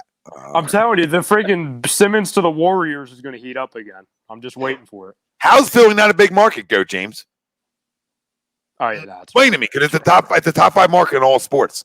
So that's its numbers. So try again, because it is. So it's a simple Google search. Not hard to do. What's Ralph's burner account? He can barely That's get all internet. Probably. No wonder why he's getting off the internet so much. You know what? Lord, we blame a lot of stuff on medical staffs here. I'm done blaming medical staffs. I blame players. Everybody has the same damn medical staffs around professional sports. It's on players. You get hurt all the time, it's on you. I'm done deflecting blame to somebody else. It's your body. Right? You ain't taking care of it. You're not Yeah. taking care of it. If you get hurt all the time, it's just like you're fragile, you got a tough labia, or you just got to Yeah, send him to the Pistons. I want to see. Oh, if the TDP Pistons preaching, baby. The 4th biggest in the country. All right, Mike Yep. drop. Right, go James. This is when people don't want to come here with facts. We might have a great time here, say a lot of crazy ass shit, but at the end of the day, facts are going to be brought to you. And I ain't going to search it. I'm just telling you they're top 5 in all 4 major sports. All right? So, hold the L and hold it firm. So I don't understand why we always say, oh my God, I got to go to LA. You got to go palm tree. Be a Malibu. Shut up. Not that I'm saying you want to live in Jersey. You commute it up. You get a little beach house, commute up. Still get the water. Just don't jump in the Yeah, winter. just looky, no touchy. It's fine. If you got that much money, I got an in-ground pool in my house and a hot tub and a cold tub and like every tub you can think of. It's like a Russian spa. All right, like you know what I mean? Everything you can think of. Sadly, there is nobody on the Pistons that would even entice me to attempt to even try and find the trade. Not even Thon Maker. Or I knew you were going to freaking say Thon Maker. I knew you were going to do that to me. Who the hell would go to the Pistons roster? Out of all rosters, like you would go to the Pistons. Well, no, we were joking to send them to Detroit, and Don was like, "Yeah, send them over here." So I'm You like, don't even want Christian Wood? Cleveland is fine. Sexton and Garland would be are like they're young enough where maybe they can get better still. I mean, I think Sexton's better than Garland. From what I've seen so far. Yeah, as of right now, I would take Sexton over Garland. No, but I'm both. I told you I'm not leaving you with anything. I'm leaving your cupboard dry because I need them unprotected. All right, so you're just gonna get back and out. That's it. Shut up. You better win. You better lose. I mean. Good times. All right, boys. You wanna segue to some the only positive thing in this city right now? Absolutely. So, we waited a long time for this, but wow, do we have a goal here in this? Might be the first time in my life that I can say that. Thank you. And I know it's a broken record, guys, but Jesus. it's unbelievable. It's just it's special, and then you see how guys play in front of them. I think that's even more important. I think if you look deeper and you're like, man, these guys play tough in front of them too. That says something about the kid, right? Like, and then listen, this is a coach who is hard nosed, and I think guys, play both ends because of that too. So I just want your thoughts on a big win, your reactions to this game, your reaction to Carter Hart. Your expectations obviously like mine are sky high, but truthfully, I mean, are we winning this series like we expect to, and how many? So let's talk a little bit about that. And you expect this whole series to be tough because Carey Price can play, and we got firsthand of that tonight. If you didn't know that, so it's not going to be easy. but I still think we win this in 5 or 6. Just I think Montreal will give you a fight because they have the goaltender. But we just better hope that he don't get hot. That's the big kicker here. But I still believe even if he does, we got a scorcher. We got a young, fucking scorching out puppy. I'll lead us off here. I was joking with Ralphie a couple weeks ago. I was saying, it's a first, and I don't even know how long that like we've even had to talk Flyers or gotten the chance to talk Flyers on Wednesday, just because like it's been such a long time that like we look at a handful of years ago we were in the playoffs, but we really didn't. It didn't mean anything. We knew that okay, maybe we could steal a series against the Penguins, but there was really no faith in going far with it. Now you look at it, and it starts and ends with this goal. Because how many times in the early 2000s, and obviously, going all the way till now, have we said we were a goalie away?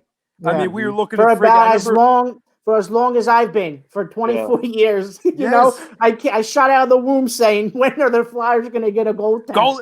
I mean, listen, I grew up my early childhood. I wanted to be a goalie for the Flyers. That's how friggin' bad the Flyers goalie situation was. To where I'm thinking, in 20 years, I'll save you. Guess what? Thank you, Carter, because I don't need to. Trust me, because you don't want to see me on the ice. I'll just be neck down. It won't be good. I think the bigger part of it is like to be able to live up to expectations. Yes. Because when we expect so much from them, to be able to live up to them expectations are extremely hard to do. Yeah, especially when he was in juniors too. That Carter Hart in juniors, he was lights out in juniors, right? Absolutely. So the expectations started growing, and then even with the Phantoms, he was shutting teams out. And then he got to the Flyers, and it was the same thing. So the expectations are right there for Carter Hart. And like you said, Ryan, it seems like as forever we've been asking, when are the Flyers just going to get a goaltender? When is this curse just going to break? They had me falling in love with friggin' Robert Esch. Yeah, I thought Robert Esch was like the Robert Esch. Robert Esch. We have Robert Esch, then Sean Burke and Roman Czechmanic. Michael Layton. Antero Ninamaki. And at one point, Neil Little was their goaltender. And Brian Boucher. It's just the carousel. Ilya Jeff Hackett. The carousels of goalies for the Flyers have just been insane. Yeah. But you look at this entire team, and it's been a while since I've been able to say this. They're an absolute pleasure to watch. I mean, how many years have we been talking about how, oh my God, the Flyers don't know how to skate. The opponents would outskate us. They just seemed like they were faster. I mean, we keep up. I think Tom and I were talking about it, early part of the season. I'm like, oh my God, we have a hockey team that can actually skate. Go figure. Go figure. Yeah. We have a team that can actually friggin' skate. Well, right. You can't dump and chase if you can't chase. No, exactly. Exactly. I mean, for the longest last time, 15 years, it was the dump and chase. The Flyers have just been enforcers and grinders, and you have your 1 and 2 scorers on the team, but the rest of them are just, guys who just go out and throw the body. Right. But now it's a whole different Flyers. Like your fourth line in the round robin was playing phenomenal. I mean, well, that's the thing, Ralphie. It's the first line. It's not like in years past where we needed the Girouxs, the Voraceks, the et cetera, the big time guys, because you could say that the problem with the Flyers was, number one, they didn't have the goalie, and number two, they were top heavy, to where you had the Wayne Simmons, Giroux, Voracek, and you would need them to be superstars. Yeah, and then that was basically it. Now, I mean, you have friggin' who was the guy who had 2 goals the other night? The 3-name guy. Lawton. No, not Scott. Nick. Nick. Yeah, like who the hell was this guy? You know what I mean? You don't need Jake Voracek to score 60 goals. Yes. No, you don't need that. No, right? The guy to be somebody he's not, right? Like Claude Giroux, let him be a playmaker, right? And go ahead, Greg. No, I was just saying to the point where Voracek was on the 4th line tonight. Because they left Farabee on the top line. They all do their jobs, which is, again, it's a testament to this coach. It's a testament to the GM for bringing these guys in to fill the roles. Beautiful pass, by the way, Joel to Claude when he hit the post tonight. Beautiful pass. Yeah, but let's think about Voracek, right? I know, people are listening who coach sports at all different levels, right? It's about like when you tell kids like, yo, something you control what you can control, right? It's the biggest thing you can say to anybody. Control what you can control on the field, etc. Okay? Well, Jake Voracek, control what you can control. Fourth line tonight, power play goal though, right? So you're controlling what you can control. It's not moping, it's not woe is me, trying to win a game. Right? And it's buying in. It's buying in. That's the important thing. And you buy into a culture. You buy into a coach. You buy into, this is the difference of Brett Brown. You buy into the players next to you. That's the important thing. When you start buying in and trusting the guy next to you, sky's limits for teams. Yep. And you're watching a Flyers team right in front of our eyes, from jump this year, buy into the guy next to him. Right? And when you play defense, this is the result you're going to get. You're going to get a damn good hockey team when you're willing to play two ways. Yep, spot on. No, absolutely. As far as the series, my expectations, Greg and I were kind of talking about it earlier, Ralphie as well. This Canadiens team, they're pesky. They're pests. They are. And the one thing that's a little bit different with them as opposed to the three teams that we dominated in the round robin, and I can't believe I'm saying that because those are like the three best teams, quote unquote. You look at it to where we dominated those three teams off of the counterattack. They're going to come to you. You know what I'm saying? They're going to be aggressive early, and we're going to be able to obviously kind of counteract that and catch them when they're kind of off guard. The Montreal Canadiens, they're not that same style of a team to where we actually are going to have to go to them on the offensive. And obviously, as you saw in that second period, and again, once again, credit to Carter Hart because he really needed to stay. It could have gotten ugly really quick, but he did his job, and the defense did a solid job of helping him out. But they stay with you, man. And like Tom said, shots isn't too bad too, which means you worked on both ends too. True. He didn't get. He obviously, it's 28 shots because they scored on one, obviously, but 27 saves. It's not crazy. It's not like old Flyers where they're giving up 38. You know what I mean? Just light you up where it's like, I don't give a shit who's in net. Like, you're getting lit up for 38. Now it's stand on your head talk. So it's good to see them play for him because that's a part of it that nobody talks about. You got to play for your goaltender in front of him. And the last thing I'll add real quick, and this obviously changed, but I didn't pull up the stat just because it ended right before we did the show. As of, I believe, in the middle of the third period on the final game when we played, I guess, what was the third game? The Lightning, the round robin, that was the third game. We were 0 for 9 in power plays. Mm-hmm. That needs to change. Yeah, we came in tonight. Yeah, we came in tonight 0 for 11 on the power play. We finally scored one tonight on the power play. Good, yeah. So that we got that one rolling. We've gotten lucky to where we've been able to get away with that. If we want to go long in this, if we want to be playing for another month, that needs to change quick. Yeah, and that's where I think, and that's where I think like the round robin may have hurt them, in a sense of they just didn't have a sustained series to work their power play after coming out of that break, right? But this is obviously we got the goal tonight, so that's a good start to the series. Carter Hart kept us in that game in that second period. He flat out kept us in the game. Yeah, he did. Absolutely. I totally agree. Just like the first period against Tampa Bay the other day. We could have been in a lot of trouble. The Flyers wasn't our prettiest game, but what I liked, and it's what I know Tom says it all the time, is what we say. All you have is your response, right? 18 seconds after giving up that goal, Farabee gets that goal to go ahead and win the game. Essentially, right. That was the game winner goal. 18 seconds after, Tim Carey Price gets himself. I mean, you talk about a response. That wasn't a pretty game, and we still won. I'm super encouraged. No, I got 5 games. I got 5 games. Yeah, I also got 5 games as well. I think Montreal steals one, but other than that, I have the Flyers basically dominating the rest of this series. Carey Price will put up a fight, but I think the Flyers, they got the depth. They got the offense when they need to. I think, and he did tonight. And they did. Played well tonight. Yeah. So for me, I have them winning in 5. Yeah, I got 5-2 for the Flyers. I just think that Carey Price is just such a very good goaltender for Montreal that he can steal one for you, just as a goaltender himself. So I got Flyers in 5. But like we were talking about, pre-show with us, that the Flyers looked amazing, right? In the first period. Oh Jesus, am I here? You guys are lagging, dude. I hate this internet. I honestly, Welcome to Delco. You're good. You're You're good. We can hear you. You're good, babe. You're good. You're You're good. good. You're Hold on, I'll be good. right back. I gotta refresh. Good. I gotta refresh. Am I good now?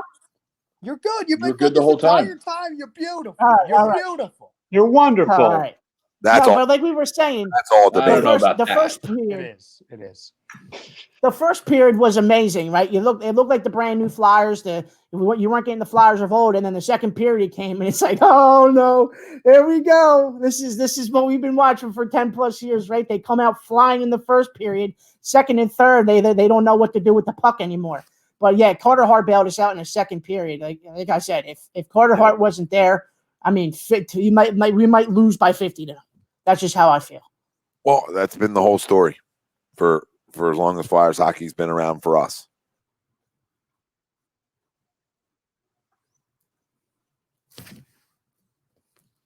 That's all I had. You guys can. My bad. No, you're absolutely right. Get a feel for life. They look sloppy. That second power play unit didn't seem like it was there tonight. But they battled tonight, and we got that all important win. Wow. That's 6, by the way. That's 6. It's unbelievable. It's disgusting. Are you keeping track? Who will win it tonight, Frank? I'm on the board. Who's going to take You got 2. By the way, I'm 3. By the way, if you're gonna do it, No, don't worry, but you had a reason you had to go out the last time. okay, You didn't. fair, Yeah, you fair. I didn't appreciate drop it. out. I appreciate it. Yeah, Well, I it got was your note funny. ahead of time. Listening to the broadcast, I truly wonder if a lot of maybe the sloppiness was the fact that ice had just been tore up the entire the last 2 days, right? You had like almost 20 periods worth of games on that ice before the Flyers played within the last 24 hours, right? So I wonder how much that is going to affect series is going deeper that play later in the night versus the ones that play early in the day with that fresh sheet of ice. Yeah, that's what I was taking notice, especially with the marathon overtime games. What? Oh, I thought you said something. But especially with those marathon games, I could definitely tell with the puck and everything that everything was all messy. Play was seriously affected by all those games. So hopefully, as it gets deeper, less strain on the ice, and we'll finally see some really clean hockey. Those were great overtime games, though. I mean, they were great to watch. Oh yeah, absolutely. and that's a props. I think you start off today. Yeah, you start off today. The game that got pushed last night goes to double overtime this morning. Like it was absolutely it was awesome to get 11 a.m. And then NBC was like, as they were getting ready for the Islanders game, they're like, what are we going to do now? All right, we'll just play the last 2 overtimes from last previous night. Uh-oh. We lose Ryan now? Uh-oh. Oh, there we go. He's back. I'm here. I'm checking something. I'm still here. I can hear everybody. I'm good. No, but I'm excited. I'm excited for an exciting team. We have the goaltender, as we all said, and we're ready. We're ready to make a run, and I think this team's ready to make a run. Yep. The balance scoring and the balance just not even just scoring, but the balance attack. Right, you saw that fourth line again be pest tonight and get good chances. Farabee scoring on the first line. Provorov scoring on the power play. I mean, that was so huge to get off on the right start off the power play in game 1. Yes.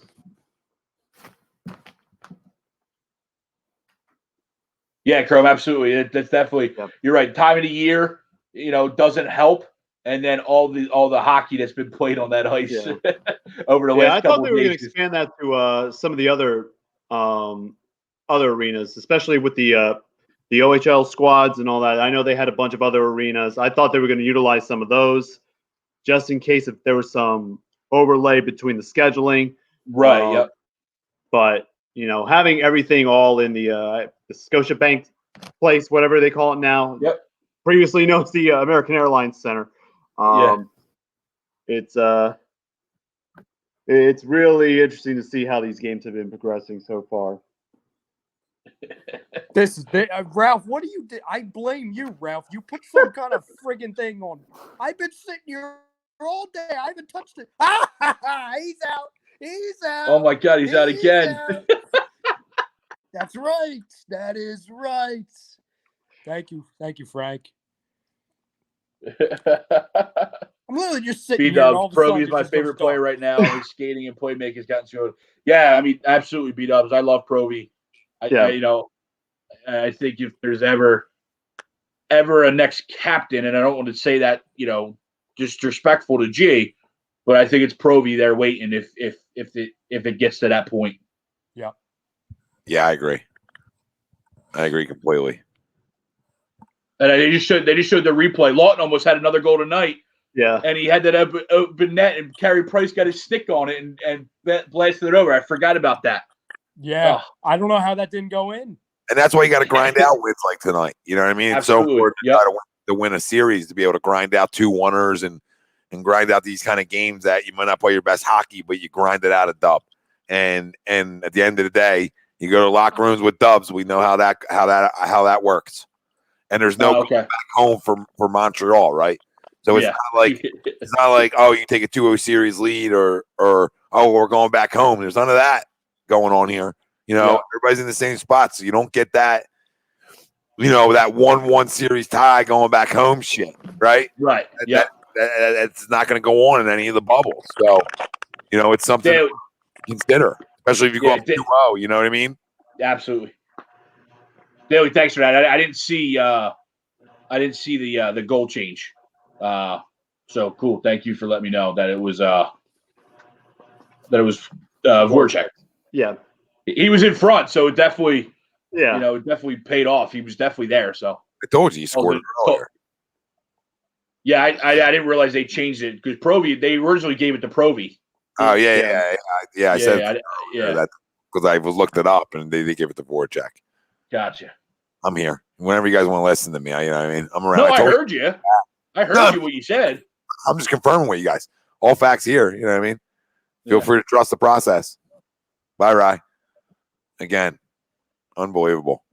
Crum, I don't think anyone's disagreeing with you there.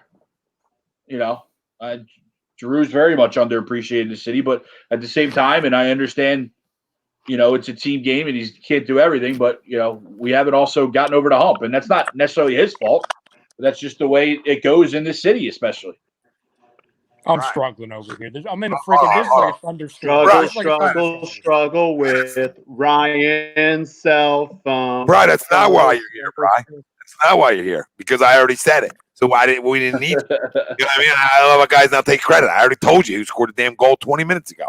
So I mean, you know what I mean? I said I had this whole rant about how you don't woe is me it, right? You're gonna put on the fourth line. It's go about your business, right? I had this whole thing. All right. So now you're late and you try to take credit, babe. Ain't going on here. Oh, ain't going on here. All right. Rewind talk. TTP, love you, baby. All right. TTP. Later, TTP. 10-9-8. Let's go. We ain't done. Well, maybe we are yet.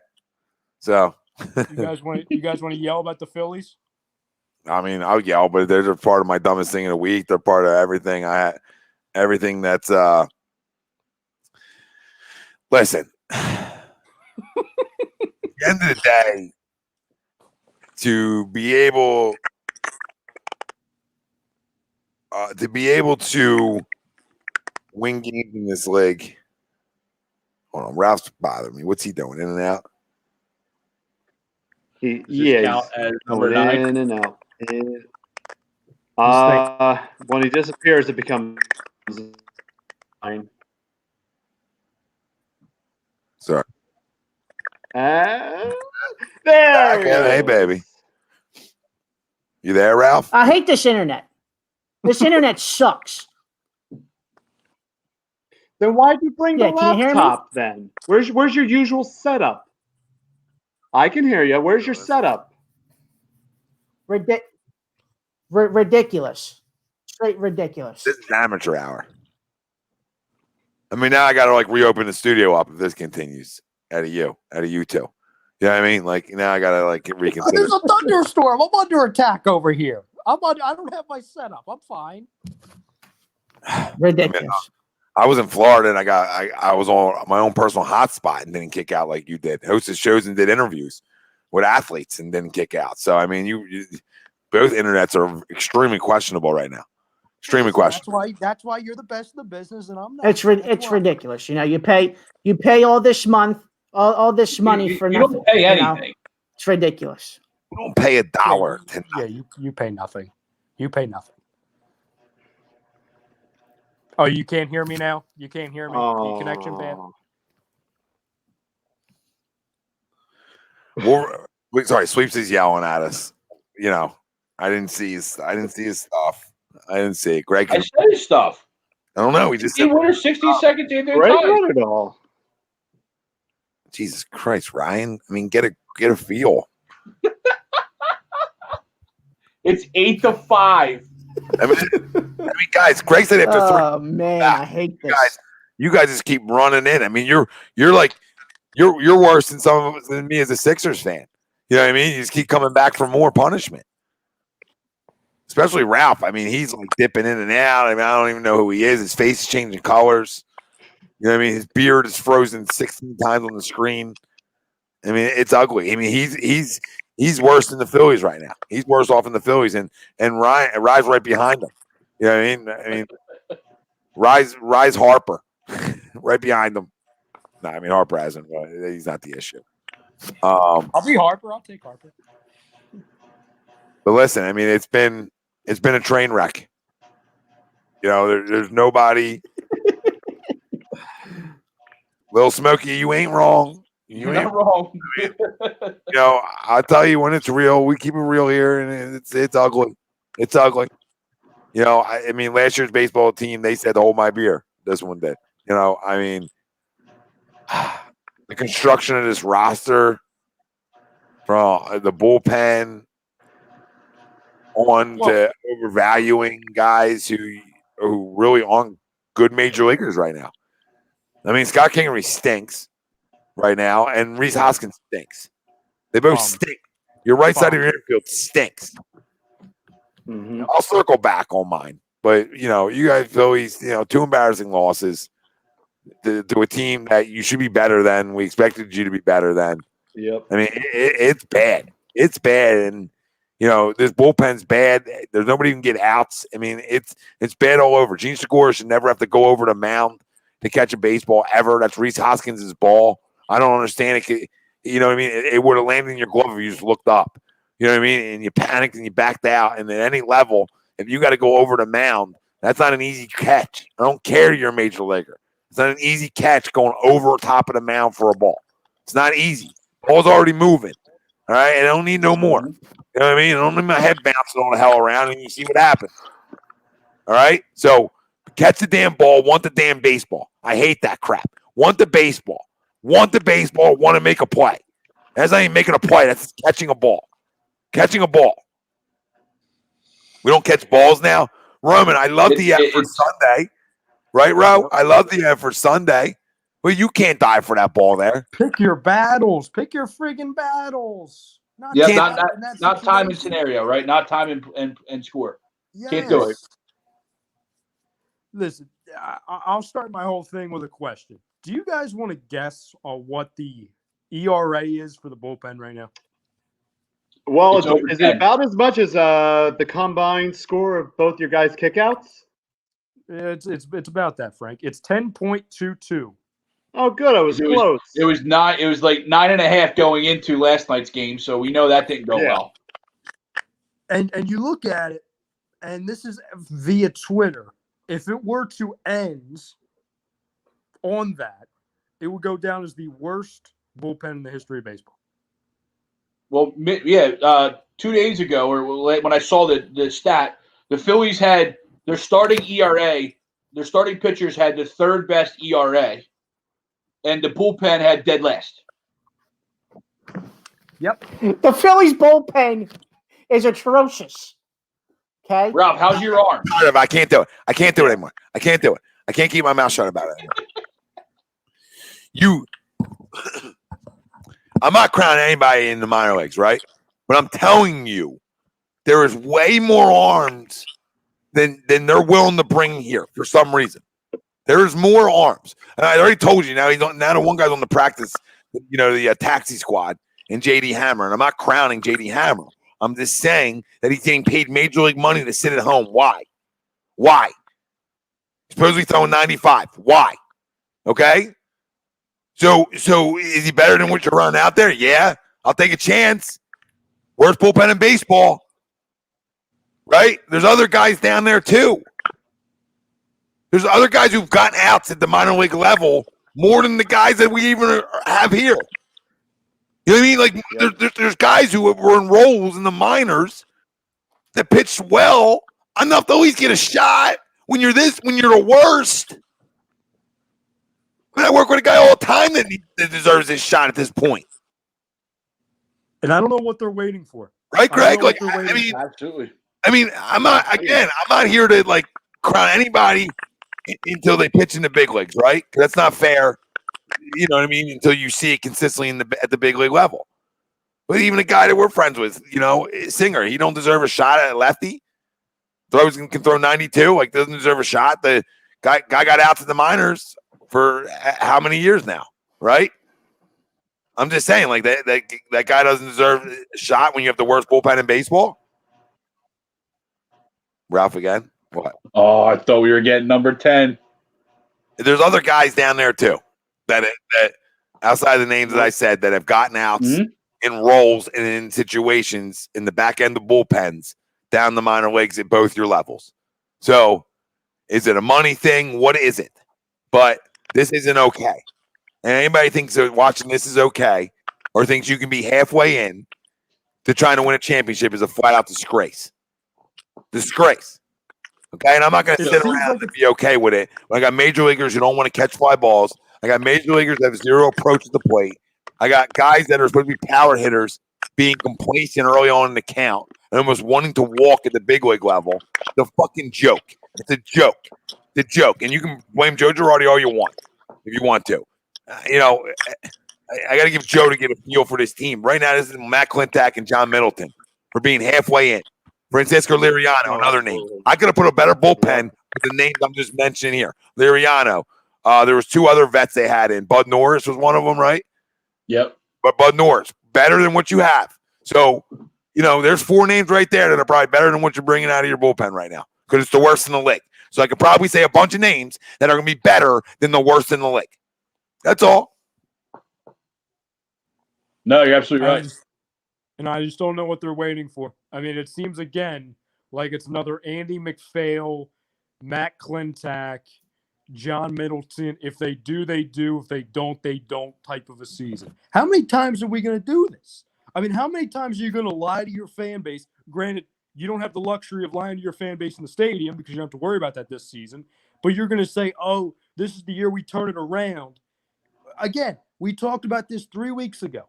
We're not at the luxury to where we have all these guys, these young core locked up to where we can take our time with this. We're looking at JT Realmuto, one of the few guys who actually has a pulse on this team. He's going to be getting paid in a couple months. We got to figure out, okay, we don't have unlimited money, clearly, because granted, it seems like we have to beg and plead this owner and this GM and this president of baseball operations, whatever Andy McPhail wants to call himself, to simply spend some money in a bullpen to make it better than what it is now. Yep. It's atrocious. And every single time. And again, is Joe Girardi been perfect? No. But did we expect him to be? No. And how can he be? And I don't understand how people on Twitter or just everywhere in general, people in these groups that are saying, oh, well, he's mismanaging the bullpen. How can you manage it correctly? With what? Right. With what? Name me three guys that you say, hey, I think that you're reliable. Again, you hear it all the time. It Crooks would have been said it Hector perfect. Neris, except for last night.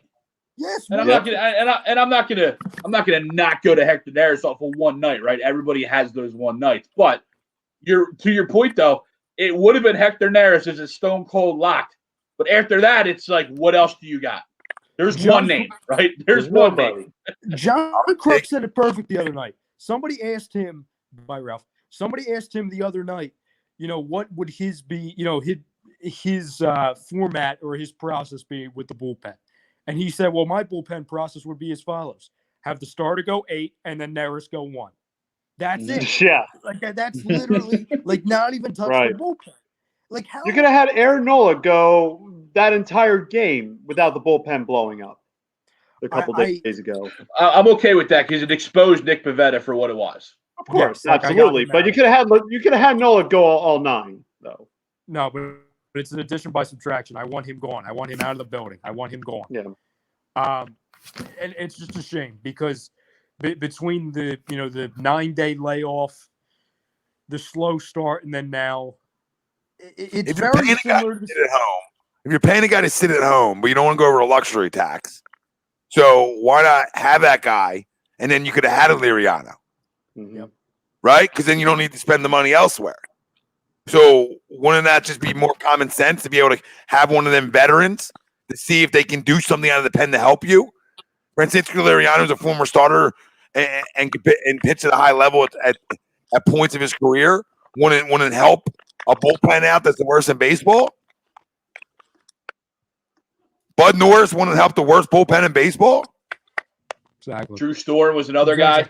Drew Storen can't help the worst bullpen in baseball? And again, go back to what you said earlier. Not that we're crowning any of these guys, but they're vets. They could have done it. They've done it before their whole career. Sweep said Trevor Rosenthal was another guy. Minor league deal, has 4 saves with the Royals and looks electric again. It happens. When some of them vets, you take another chance on them and they figure something out, right? Or a role fits them. That's all. I just gave like 5 names. We gave 5 names tonight that could be better than what you have. And you would have went in a different direction. Other than Rosenthal, you had them here. They're here. You all had them in camp at one point. So at what point in camp in spring training, did you agree on this crap? And you know what I mean? Like what point, because I want to get inside people's heads. What point did you agree on that crap? When did you sit down and think that was a good idea, that pen? Yeah. Where was any bit of confidence rolling that shit parade out there? Absolutely. And you had plenty of opportunities to get other relievers too. Will Smith, that was the guy I wanted. Dylan Betances. There were so many names on there you could have taken in free agency, and you did Bupkis. Well, I saw that. It's ridiculous. Because it's all about the show. It's all about showing like we're going to spend money and sign Harper, but then not build around them. All right, we spent money on Wheeler. Good. We addressed it. Third best, right, Greg? Yeah. So our starters have pitched well and well enough, so we addressed that. But the worst bullpen in baseball leads the losses. That's how that works. Hardest 3 outs in the world are your last 3. All right? Last 3 are the hardest 3 outs. If you can't get the last 3 outs, you're in trouble. Well, the outs before that matter too. So if you can't get any outs, you're in big time goddamn trouble. And this is where we're at. So the names I'm giving, in no way, shape, or form am I crowning any name I gave tonight. I'm just asking a question, could it be better? Because for them 5 names be better than the worst bullpen in baseball? Could it be the 20th? 18th, maybe? If it's the 20th, if it's the 18th, we're probably over 500. Right? You know what I mean? Mm-hmm. I'm asking for another run. Can we get a 5-piece instead of a 10 or a 12? I mean, I'm not even asking for lights out. Maybe a 4? Come on. Right. Like the names we mentioned can't give you a 4, a 5 combined. Just a mess. Just a mess. And I just hate the right side of this infield with a passion.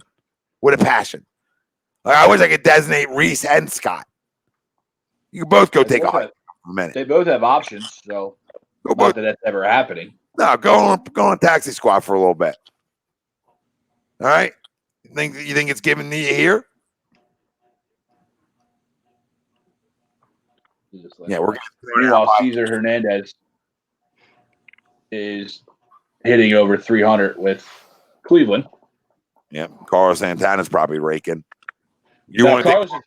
Carlos is about as bad as Reese. The only difference with Carlos is he's got 1 home run. I'll take it. I would take Carlos. Same batting average. I would take Santana and Hernandez over Kingery and Hoskins right now. Yep. You guys want it? Hernandez is down to 286. I would, and that's horrifying because those are the two guys that were saying they were blocking Kingery and Hoskins 2 years ago. Yep, and both guys better defenders. Yeah. I'm telling you guys. Not even at the bat talk. Just better defenders, both of them. Both of them better defenders. I said it a handful of weeks ago. Hoskins is going to get dealt for bullpen arms. I'm telling you. They don't care about the bullpen, right? I hear you. Well, no, I say bullpen. I say bullpen arm because that's the only thing we can get for him. We're not getting a starter from that. We're not getting a starting arm for him. I don't want no damn starting arm for him, okay? All right? I don't know. All I'm saying is I got no time to sit around. And at the end of the day, when you stink defensively, right? Like both of them have, in my opinion. Kingery's better be a Gold Glover. Grow up. You ever see a Gold Glover? Because that ain't a Gold Glover, okay? Right? So just look around. Reese Hoskins good defensively? No. So if you can't hit, you're not good defensively, then what are you? Right. Designated for assignment. That's what you are. Shake it up, as Sweep said. Shake it up. But, sit them down for a week. Sit them down for 3 days. Shake up their head. Phil Goslin's tearing out the cover, and Scott Kingery's still playing over. I'd rather watch Neil Walker play first base than watch Reese Hoskins right now. I mean, that's aggressive, but I mean, I agree. I mean, if you want to, or you just, put the kid in. You know what I mean? At this point, listen, put Baum there. It's not about the Nationals with Harper. I have no problem with the Harper signing, but you couldn't just expect to sign Harper and just win. It had to be more than Harper, right? And then you go out and you trade for JT, right? And we're all good with that, okay? But it's not enough. It's not enough. And I could get away with having Kingery and Hoskins maybe if the back end of my bullpen had legit major league arms back there. Yeah. So the bullpen all falls on Matt Klentak and John Middleton. And then I don't know who makes the decision on who's on this damn roster either. If that's still a Klentak decision, because if it is, then that's even more of a reason to fire him. If it's Girardi's decision who was in this bullpen, then me and Joe have to have a sit down. Because then I don't his eye must have fell short when he walked away from the game. He must have lost something. So I don't know, man. It's when you're the worst at something and it's that bad, you got to shake something up there too. Yep, absolutely. And they did a little bit, but not enough. I'd bring up a whole new set of arms. That's why I was just bring up everybody. That's why I was just naming because you just bring up a whole new set outside of maybe 2 guys. You keep Morgan and Naris, and then it's a whole bring up everybody else. Everybody else go. Yep. Yeah, everybody else can get. Yep. Yeah, because I know he's been brought in some shitty spots, but I'm sick of watching Austin Davies get tittied. And I'm not saying Austin Davies, he's not great, and he's been put in some bad spots, but all he does is come in and get tittied. Everybody. So all right, let's go. Let's bring in somebody else. Let's bring in another lefty because if you want that, man has gotten tittied, like you said the other night, Greg. Remember? Well, now what's that? Now did that happen again tonight? First guy in. I didn't watch it. It was streaming. No one watched the game.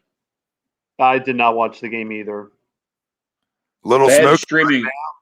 Sorry, Greg. Go ahead. No, I was just saying they had streaming on some weird app, Cozy app. Oh, whatever. On Cozy, yeah. Yeah. How's that getting their 15 minutes of fame? The game wasn't on any normal channels. Gotcha. As of right now, no. But with 8 teams, I'd like to think we could turn it around. We better be one of 8. With that bullpen, absolutely not. I agree. Currently constructed, no. They've shown no urgency to change. They've shown no urgency. You can't get outs, right? If I can't get outs, I can't win. And the problem is like you look at, like I said last night to Tommy Sweeps. I would love Michael Givens from Baltimore, right? I would love. It's a name I've liked for a while. But with 8 teams, Baltimore's playing good. You think they're going to give up arms at this point? No team in their right mind is going to trade bullpen arms right now because everybody's in the playoffs. Because everybody makes it. The perfect way to sum it up is this. If we can't make a 13-1 lead entering the 9th inning comfortable, and that ends up turning into a stressful 13-8 victory, where Hector Neris has got to get up in the pool, in the bed. Yes, that's all we need to know. That's all we need to know. Hector Neris had to get up in that game. Would you guys bring up Bomb now and Sid Hoskins? Yes. Well, if that's what you're going to do, yes. I wouldn't bring him up just to bring him up. But if you're bringing him up for that plan, absolutely. I'd rather figure out what we've now found out about Hoskins, about Bomb now. You know what I mean? Yeah, like, can you hit or not? You know what I mean? Right. Yeah. If there's one silver lining to this entire season other than making the playoffs, which seems like a friggin' far cry at this point, figure out what Spencer Howard and Alec Baum are, or at least see a glimpse. See a friggin' glimpse. And I thought Spence pitched well the other day. Yeah. Yeah, he looked okay. I mean, he didn't pitch. He wasn't great, but I thought he pitched well for his opening debut. He got beat by the 2 guys that beat everybody in the major leagues, and Freddie and Ronald, right? That's okay.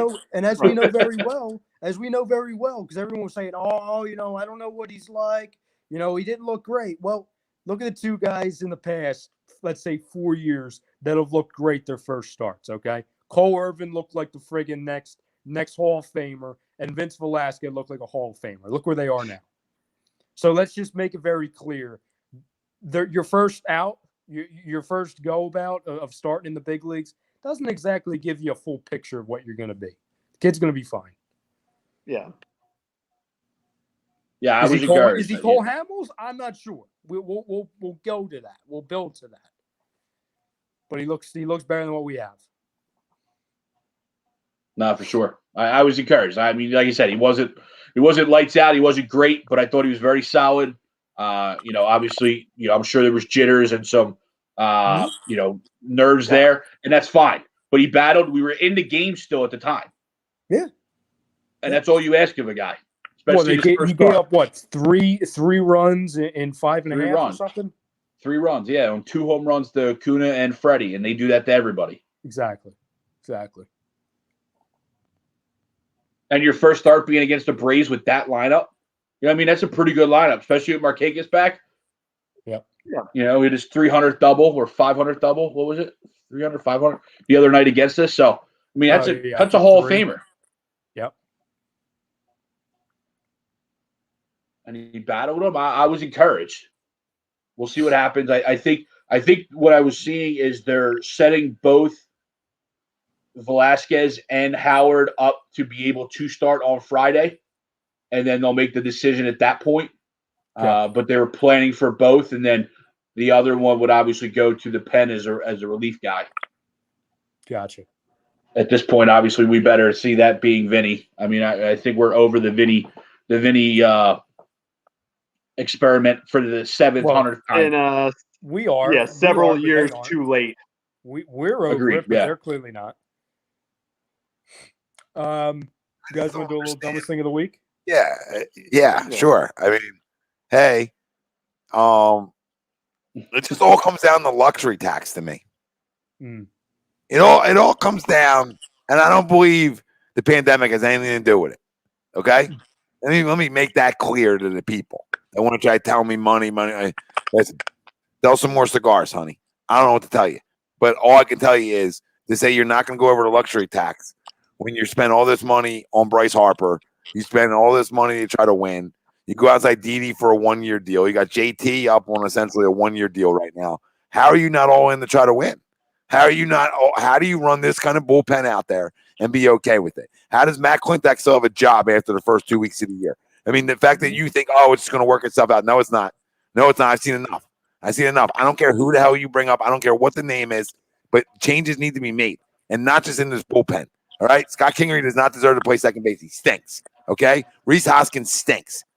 All right, that's a power position. I'm already not getting power out of Segura at the one power position. So now I'm not getting power out of my first baseman. So now I stink. Okay, I stink. Tired of it. I'm tired of this guy being able to keep his job when all he's done is have John Middleton step in to get a Bryce Harper deal done with him. Hasn't even talked to JT about another deal. How does this guy deserve to even be here? It's a freaking disgrace. And then you run out this kind of slop and you try to sell fan base on the worst bullpen in baseball, guys we never heard of. You really put a roster together with a lineup that we thought could be good, a starting rotation that we thought could compete, and a bunch of guys in the pen that we never heard of. You just expect to hit lightning in a bottle? With everyone. Grow up. Yeah, maybe like one or two guys. Your entire pen out of maybe like one guy, maybe two. You expect to be something different? I don't get it. Guys, I don't even know if they have minor league good numbers. That's the problem. Because I didn't even take the time to look them up because I'm like, I never heard of them. Probably stinks. So my dumbest thing of the week is, John Middleton and Matt Klentak, even though it's not this week, but it's showing face now, is saying that they're not going to go over the luxury tax. So you pay. To your point. Yep, go ahead, Greg.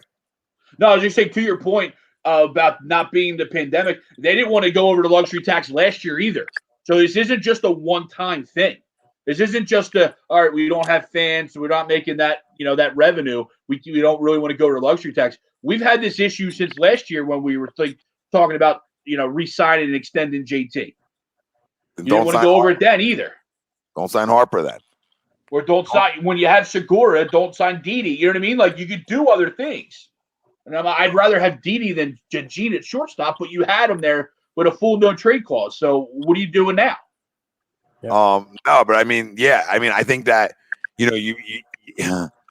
I'm fine with all that stuff because that's making your team better. It is.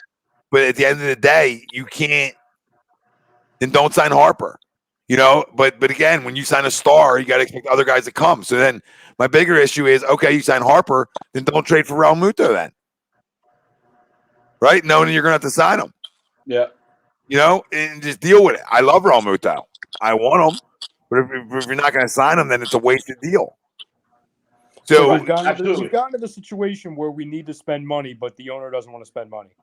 You know what I'm saying? Like we've rigged it based off of our decisions a year and a half ago to, hey, we're in a position where we need to spend money because we don't have the farm system to sustain ourselves, and we don't have any of the young core up yet to where we need to go out and spend money to build around the Harpers and Real Mutos and the pitching. Oh yeah, and the bullpen. And the Middleton's like, no, I don't want to do that. I'm just going to talk about luxury tax. I don't want to do that. And then on top of that, do we even have the right guy if we had the money to make the decisions to sign who we need to sign? No, it's all backwards. I'm telling you. But when I say this, I've said this before, and I've gotten heat for it. The Phillies are undoubtedly, maybe the people don't even realize it, they're one of the worst organizations in sports since 2011. They are. I mean, you look at what we had. We're the position we were going in till now. It's a free fall. Well, when you can't build a farm system, this is what happens. Yes, it's an embarrassment. It's when you miss on a number one pick of the draft, it hurts your franchise. When Roman Quinn's starting center fielder and Mickey Moniak in there, you missed. Or Adam Hazley. Or Hazley. It's a mess. It's a mess. Miss on all levels. So go ahead, guys. That's mine. It's Matt Klentak and John Middleton. Luxury tax talk. They can all kiss my ass. Greg? Yeah, I'm going to stick with the Phillies, and it was, it's Reese Hoskins and his explanation on why he didn't catch the pop-up last night. I know he said he called it, and he did, I guess, early. But that ball literally landed where you were standing, and you try and claim, and I get it. From a baseball standpoint, I understand it. The right side from you has priority, but you're literally standing there, and you already called it once. Call it again. Catch the damn ball. Ain't nobody got priority to come across the mound. No. You know, we're all big leaguers here. Catch the damn ball. Mm-hmm. Got a bigger glove than everybody, too. Catch the fucking ball. Okay? All right? Catch the ball. It's your ball. It literally would have hit you in the head if you didn't move. Yeah. Literally. Yeah, it had like a magnet for you. And you went running. I've never seen a guy run out of the way. It was coming for that terrible quarantine fro that you got working on. Why don't you shave that? Because you can't hit either. I think he was, 0 for 4 today with 2 double plays? Or at least 0 for 3 at one point with 2 double plays. That's solid. That hurts. Stinks. In a lineup where you're air quote protected. Yeah, definitely. Like, of all people should be seeing pitches, it's him. No, he sees them all right. Sees it go right by him. Nobody watches more. So you can change your hands and stance all you want. If you're not going to be aggressive at the plate, good luck. Yep. Exactly. Frank? All right, so for my dumbest thing of the week, I'm going to go with the Phase 2 draft lottery. So, of course, the infamous blue shirts got the #1 overall pick to get the draft rights to Alexis Lafreniere from Quebec. Leading up to that, the guy dropped the Rangers ball a little bit early before Mr. Bettman realized that was the right logo. But, you know, I got a little bit suspicious when that guy dropped the ball. I'm like, uh-oh, this is not going to be good. If the Rangers get the pick, there's going to be a conspiracy. I'm just saying. That guy who dropped the ball early? I'll take my chances, though. I don't disagree with you at all. I don't disagree with you at all, but I like our team. Our team is built as a team, though.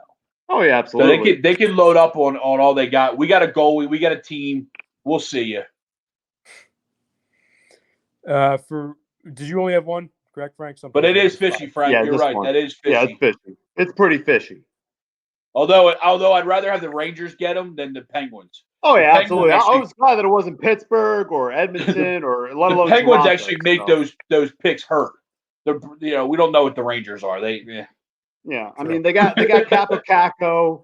I mean, they're starting to usher in a new area once Lundqvist retires. I know Brad when he does his show, Brad Ryer and Rob Brakeman. You can catch him on Sports Hounds every Monday. I know Brad will be talking extensively about the Rangers, but he has a great idea on where the Rangers are going in the next couple seasons. You're gonna miss King Henry and his flow. He has great hair. Oh, absolutely. For me, I'll do a little friendly fire.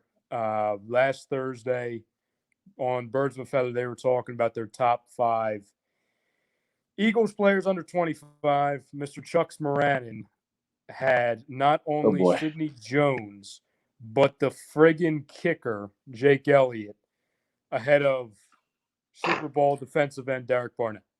What? That was a real thing.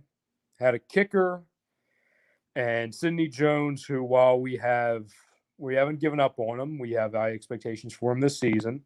We wish him well. There's no planet where you can tell me that Sidney Jones and an effing kicker is more important than the guy who recovered the ball in the Super Bowl. The guy who is our starting defensive end. You're going to take a guy while you tell me that Derek Barnett's issues is injuries. You're going to pick a guy who literally, if you look up in the dictionary, it's a picture of him with an injury, Sidney Jones, and a kicker. That's disrespectful. I'm not even a Derek Barnett guy. I thought I was the hater. No. You can't tell me that Sidney Jones and a kicker should be rated higher than Derek Barnett. I understand they're people too, but Derek Barnett, I mean, my God. And also Jake Elliott, he'll be fine. He got like a 10-year deal. Thanks, Howie. Oh, typical Chalks. Oh, and I forgot my last. Speaking of friendly fire, Ralph's internet goes into the dumbest thing in the week. Absolutely. For a grand total of 12 times tonight. That's unbelievable. I know. Yeah, Reese Hoskins was 0 for 4 tonight, by the way. Thank you, Sweeps. stay hot, Reed. Thanks. But no, it's unbelievable. I mean, I'm not even like crowning Derek Barnett in any way, but to have them two over him, it's just okay. Time's yours. I got nothing left. Boys, it was a fun show. Over 2 hours in. Always a pleasure, fam. Thanks for all the comments, questions, shitting on the Sixers, all that fun stuff early on. Having some fun with the Flyers. Great hockey team. 1-0 right now. Let's continue it. It's going to be a tough series. We're going to come out on top, so I'm confident with them. And if I said I was confident with the Phillies, I should go jump in traffic on 295. Nobody's confident there. They're not even one of the better. They're not even one of the 8 teams. They don't even deserve to be in that conversation. You understand me? They don't even deserve to be in the damn conversation. And I'm going to be honest with you. I ain't paying attention until they win 5 in a row. So that's how I operate now. Okay? You want to shit on me? You want to lie to me? All right? I don't even care. Win 5 in a row, and then we'll talk about you. All right? Then we'll talk about you. Bamboozled, led astray, run amok, and flat out deceived. Yep, not dealing with it anymore. All right, boys. I'd like to thank our doc, make him yours, Dr. Paul Vidal, Specialized Physical Therapy, LLC, Burlington, Cherry Hill, Princeton locations. Find them on the web, specializedphysicaltherapy.com. For Tom Arnone, Frank Vespi, Ryan Brodo, Greg Mwakovic, Ralph Del Vecchio somewhere with bad internet connection. To everybody tuning in, we love you. Stay tuned tomorrow night. Hockey Happy Hour, I believe, is at 10. And obviously got all your hockey news. Brian came in and let us know that earlier. And Chrome, you got lazy booking tomorrow night, babe? He does. I assume it'd be like 7:38. So I don't know that answer. But regardless, Jimmy Friday, you know the whole routine. Shows all week. Let's go. We out. Good show, boys. Bam. Be safe. Go Sixers somehow. Let's go Flyers. Let's go Flyers. And I mean, the Major League Baseball, Go Flyers. they should quarantine the Phillies again. We're out.